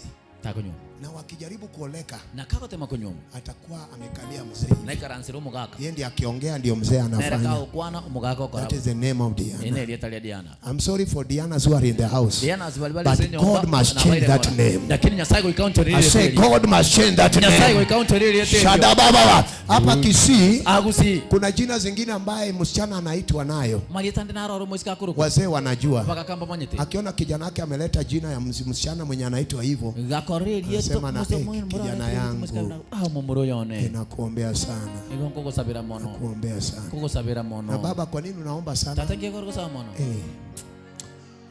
Iko hivyo tu, but Na bere nakuombea. lakini ngo sabira mono. Huyu msichana anaitwa nani? Moisiko na kia kuruku. Then I say, anaitwa hiyo jina. Abakorukwe Unajua hizo majina. Mama itamalieta hayo. Unajua jina ambaye akipewa msichana na ameleka kwako. Moisika akayo kwako moira soi. Jessica. Takobero. Si ni ukweli? Talia kene. Kama Diana. Bona Diana. But I thank God because Dianas can be anointed by the Holy Ghost. Igongo de Nyasaye bia mona singin Diana na bako. Mungu anaweza shuka juu yao. Nyasaye na bako ikaigoro yao. Wapakwe mafuta. Ba kwa maguta. Mpaka waishi kwa ndoa zao. Ikabamenya senyo moyabo. Na msemi amen. Muri wote bamena. Now because you don't say amen, Asingin jota yote amena. maana ya jina lako ni nini? Ngenti yeli ya ondiriri. Wewe unaitwa aje? Akiogoroko. Wewe unaitwa nani? Ayo manyane na kiogoroko. Do you know the meaning of your name? No mai ngenti yeli yao. What is the meaning of Lillian? Ngenti yeli Lilian nereri. What is the meaning of Zachary? Meaning yeli Zachary nereri. Na Vincent. Vincent. Huyu anaitwa? Wewe na kiogoroko. Joan. What is the meaning of Joan? Ngenti yeli Joan. Wewe unaitwa Damaris. What is the meaning of Damaris? Literally Damaris ngemineti. Yes, you are the Lord. I am coming. I'm about to finish. Nindange ukora. But I want God to touch your life today. Kuri ninda tinya saa kuno bogi mabua ore. God must change your life. Nyasaye go counter bogi mabua. Wengine Abande. walipewa jina ya watu walikula tumbaku Bakaigwe literally abantu bali yete tumbatu. na wakakunywa busa gorogoro mbili. Bakanywe buse metorire bere.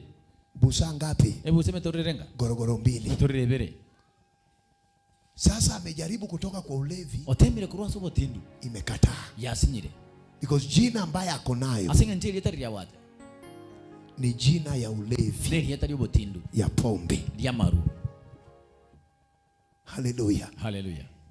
Hata huyo ulipeana mtoto jina lake No enayo mwana okwa nteri yeta. wa kwenu Muntu seino. alikufa kwa ajali, Ika kweta somo bosokano. na ajali imeanza kufuata watoto. Mobasakano yo chakira Huyu mwenye ulipea jina huyo ndio ajali inafuata. Oyo yeta nero mobasakano yo kubwati. Then unauliza ni nini? Kwe boli ninki. Ni ile spirit ya hiyo jina. No moikoli bwe yeta lilia.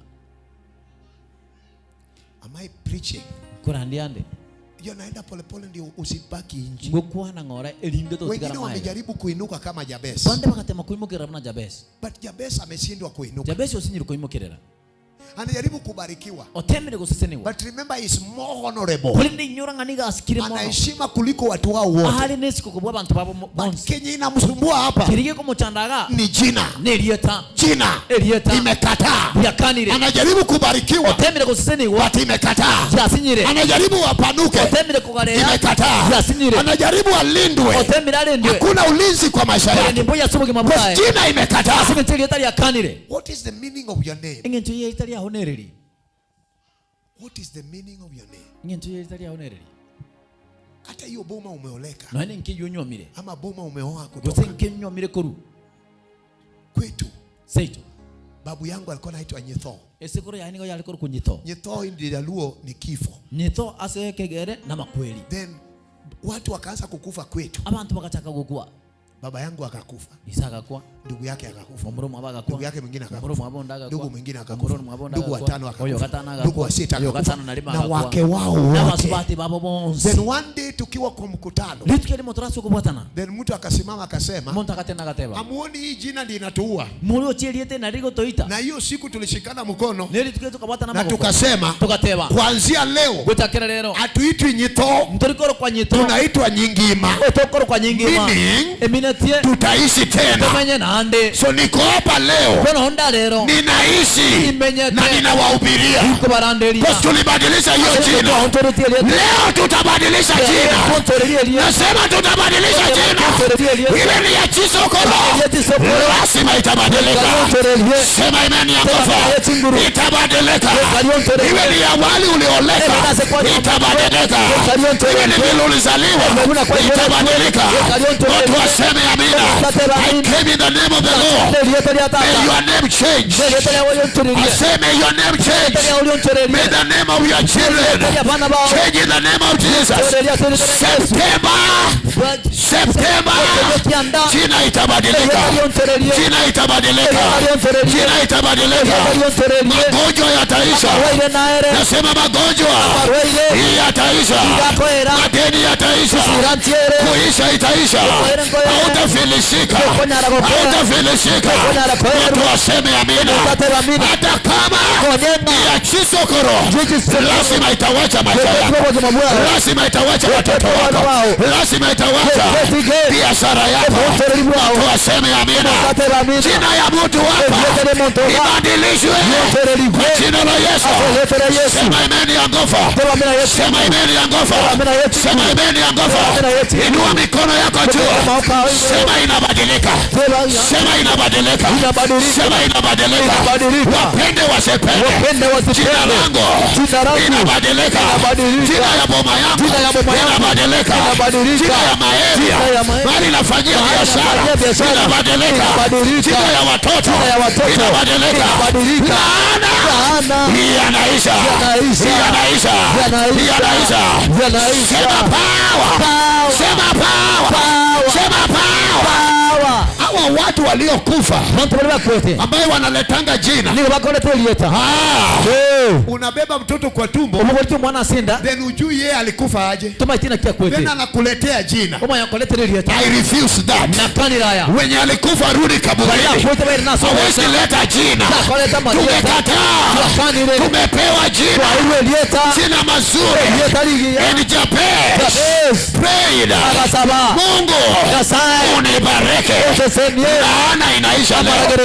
Nasema laana inaisha leo. Huzuni inaisha leo. Machungu yanaisha. Utabarekewa. Ukitoka baraka itaingia. Ukiingia baraka itaingia. Ukienda baraka itafuata. Utabarekewa kwa kazi ya mikono yako, kwa biashara utabarekewa, kwa shamba lako utabarekewa. Jina lako inakuwa jina ya baraka. May God change your name. May God change your name. I don't know who I'm preaching to, but today every curses over your name must come out. Must come out. Number 2, a name that is blessed of God can enlarge you. Wengine wanajaribu kupanuka, ilikataa. Mwezi wa 9, in the name of Jesus, I say in the name of Jesus, utaanza kidogo na itapanuka. Itapanuka on that side, inapanuka on the left, on forward and backward, utapanuka. Today I declare, chochote ulipoteza kwa sababu ya jina, I declare and declare, itarejea na utapanuka kwa jina la Yesu. Utapanuka kwa jina la Yesu. Watu waseme amina. I come to pronounce, I come to declare today, in the month of September, Mungu abadilishe jina lako kwa jina la Yesu. Upanuke. Upanuke. Biashara ipanuke. ndoa ibarikiwe, pesa zako ipanuke. Sema amina ya nguvu. I decree and declare utapanuka jina la Yesu. Michando yanaisha, yanaisha. Madharau yanaisha, magonjwa yanaisha. Watu waseme amina. Jina lako ni jina ya kupanuka, ni jina ya kuongezeka, ni jina ya kubarikiwa. Pokea neema kwa jina la Yesu. Sema power. Hey, lazima utapanuka. Kama watu wa kwenu hawajawahi panuka, wewe Mungu anakupea jina mpya.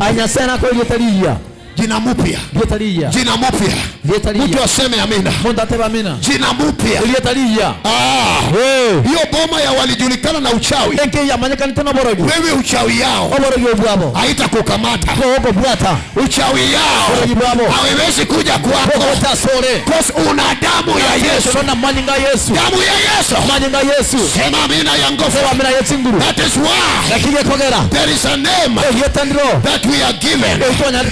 Name above every name, that in the name of Jesus every knee shall bow. I pray for somebody. Magonjwa itainama, laana itainama kwa jina la Yesu. Jina juu ya majina, inainua jina la Yesu, jina la uwezo, jina la baraka. Magonjwa itawacha maisha yako, mambo mbaya itawacha maisha yako, kifafa inawacha maisha yako, madeni yanawacha maisha yako, kuachana inawacha maisha yako. Jina la Yesu. Jina la Yesu. Jina juu ya majina yote. Kwa hilo jina vifafa zilitoroka. Siku moja Peter na Yohana wanaenda maombi saa 9 wakapata mwenye alikaa kwa kanisa anaombaomba, anatarajia apewe kwa jina la Yesu. Petro aliwaambia amuka utembee, na alitembea. Kuanzia leo mwezi wa 9 kwa jina la Yesu utatembea, kwa jina la Yesu utavaa, kwa jina la Yesu utaishi, kwa jina la Yesu utajenga nyumba, kwa jina la Yesu utapata pesa, kwa jina la Yesu utaendesha gari, kwa jina la Yesu utaendelea, kwa jina la Yesu. Jina la Yesu. Boma yako inainuka kwa jina la Yesu. Biashara yako inainuka kwa jina la Yesu. Hata wale wanatumia uganga zao itayeyuka, madawa zao zitayeyuka. Wewe kwa jina la Yesu utatembea, utasifu kwa jina la Yesu, utarukaruka kwa jina la Yesu, utarukaruka kwa jina la Yesu, utarukaruka kwa jina la Yesu, jina la Yesu. Laana zote ziishe kwa nyumba yao. Uchawi walirusha mwezi wa 9. Come in the name of Jesus. The name above every name. That every name. Hiyo jina ilifungua macho ya Bartimayo. Kuanzia leo pokea maono tena, uone mahali unaenda. Waliochanganyisha maisha yako, michanganyiko yao iishe kwa jina la Yesu. Uone tena kama Bartimayo kwa jina la Yesu. Huyo mama aliyetokwa na mimba alizaa. Ule mama aliyetokwa na tumbo, damu ilitoka yeye 12 years. Kwa jina la Yesu aliishi tena. Natangaza ile kwa jina la Yesu utaishi tena. Kwa jina la Yesu unapona. Kwa jina la Yesu utapanda ndege. Kwa jina la Yesu utajenga. Kwa jina la Yesu utaenda university. Kwa jina la Yesu utanunua shamba. Kwa jina la Yesu utaenda mbele.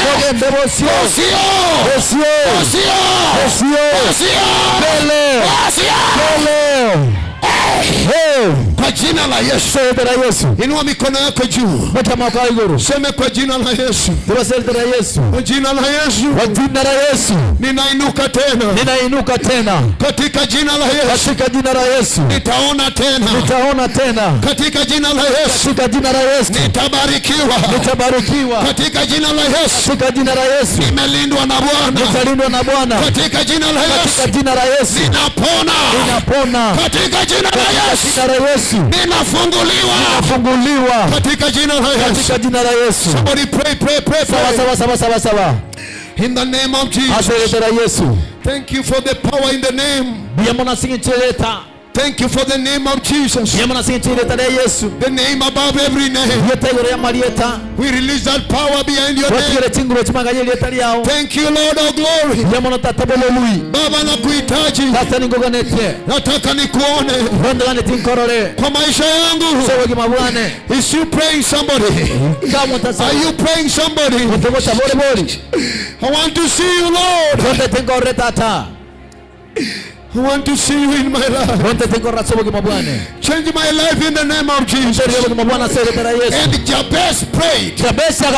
And God granted him prayers. God granted his prayers. I pray for you today. Any prayer concerning your name, may God hear your prayers. Hiyo jina ya Yesu. Iwache maisha yako.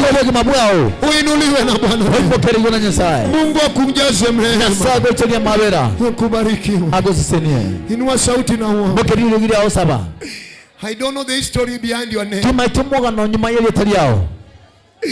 I don't know the history behind the name of your marriage.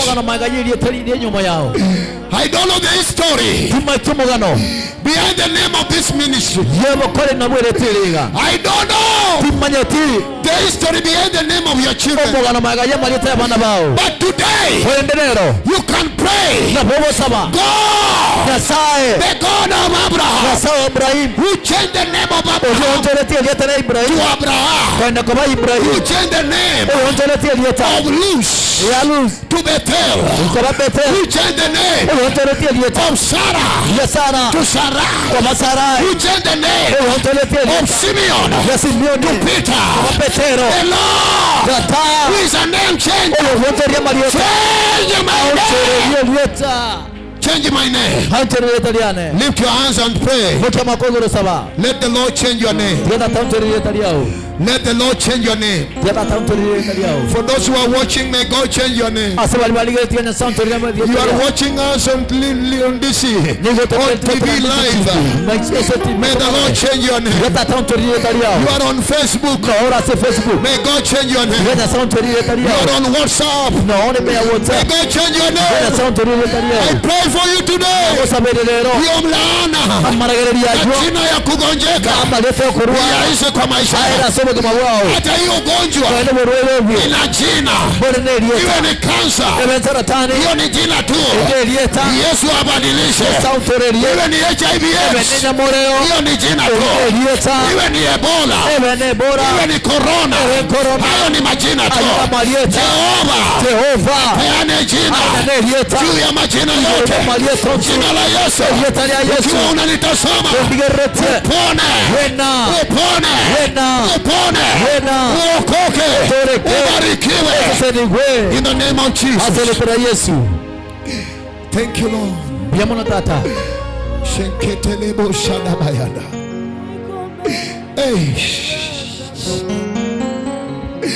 kama umetosheka na hilo jina wanya waisana kireneli eterio ambayo ukipita watu wanakuita nayo. Uyekero go itabantu bakuranga neryo. In Ezekiel chapter 18, Ezekiel 13 verse number 1, the Bible says na hii parable haitasemwa tena kwa nchi ya Israeli. Kuna msemo ambayo wamekupea, wanakuita nayo kama jina sababu ya malaana na vita unapitia. May God change your name in the month of September. May our God change your name. May God change your name. May God change your name.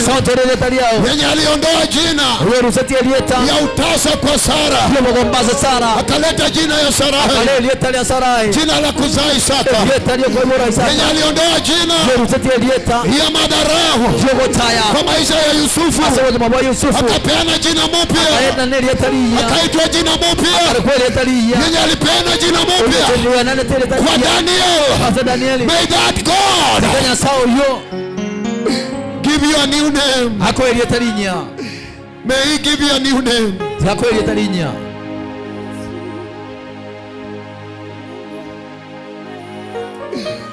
Oh, Jesus.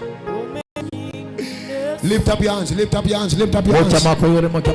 If you are seated, rise on your feet.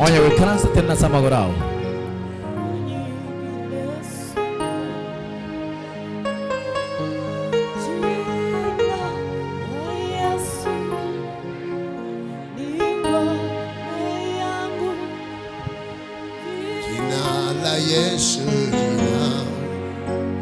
jina la Yesu jina la Yesu jina tuliopewa jina la Yesu jina la Yesu jina la Yesu jina tulilopewa, jina la Yesu, jina la Yesu, jina la Yesu, jina tulilopewa, jina la Yesu, jina. Inua mikono yako juu. Jina la Yesu, jina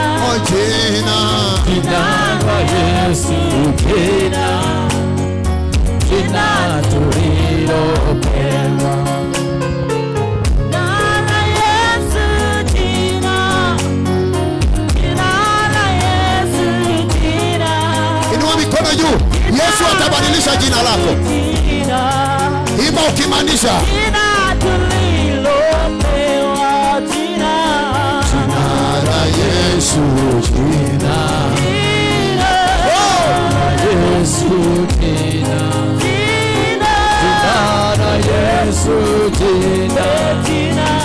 jina tulio sema, jina la Yesu, jina la Yesu, jina la Yesu. Imba kwa nguvu, imba kwa nguvu. Jina tulio sema, jina la Yesu, jina yo tamu itoke Yesu, jina la Yesu, jina tulio sema, jina la Yesu, jina. Inua mikono juu na ufunge macho. Acha Bwana akushukishe. Jina tulilopewa, jina la Yesu ni jina.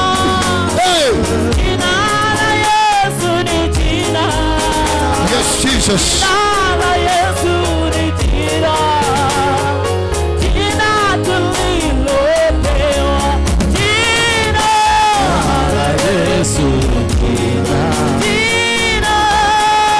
Yesu, sema jina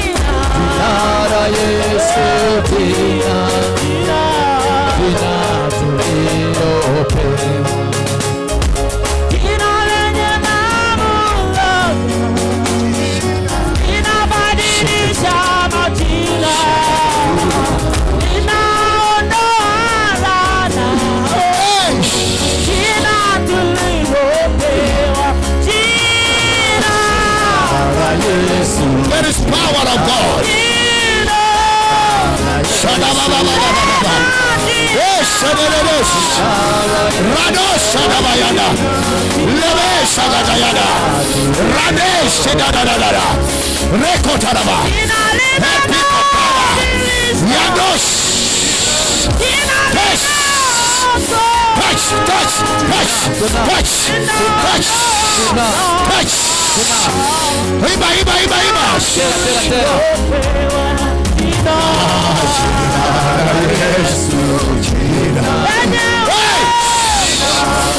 There is anointing.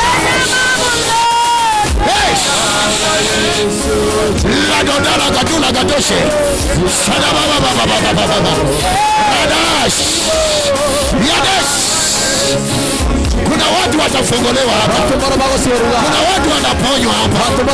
Kuna watu wanakombolewa hapa. Laana inaisha. Magonjwa yanaisha. Uchawi yanaisha. Majina ya madharau.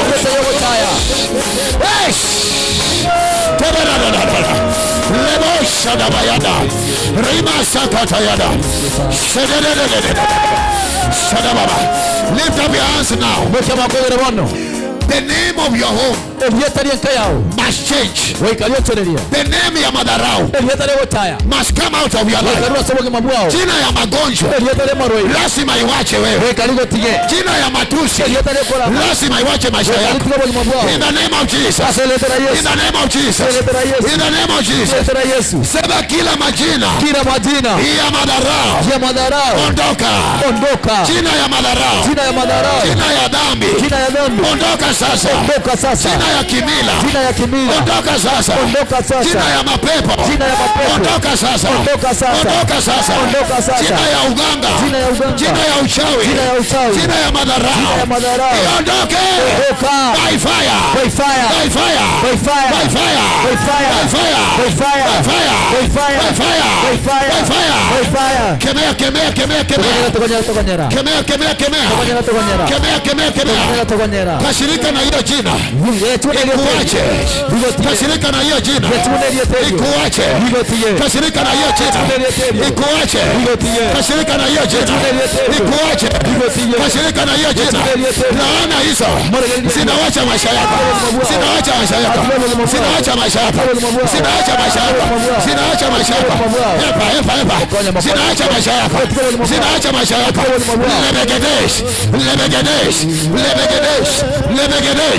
Lebegedesh. Sadadadadadada. Fire.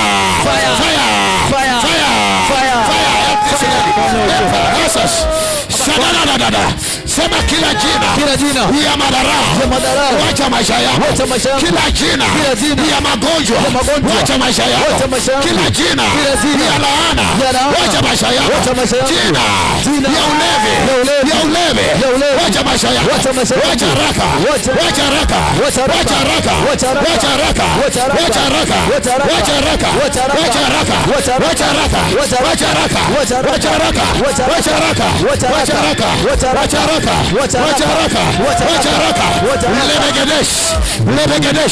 Lebegedesh. Acha maisha yake.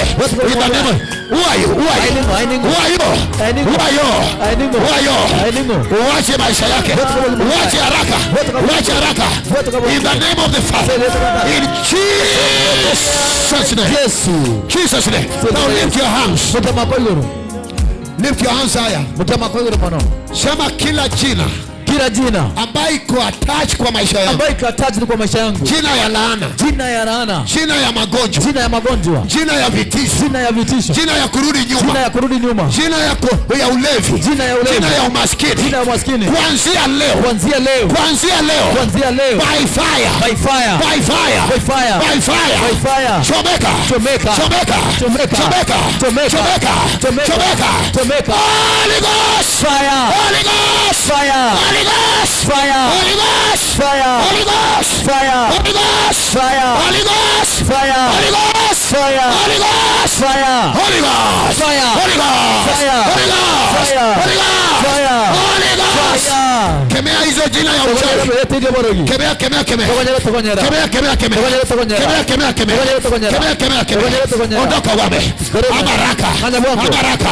Roho ya baridi. Roho ya baridi. Roho ya baridi. Roho ya baridi. In the name of Jesus. In the name of Jesus. In Jesus.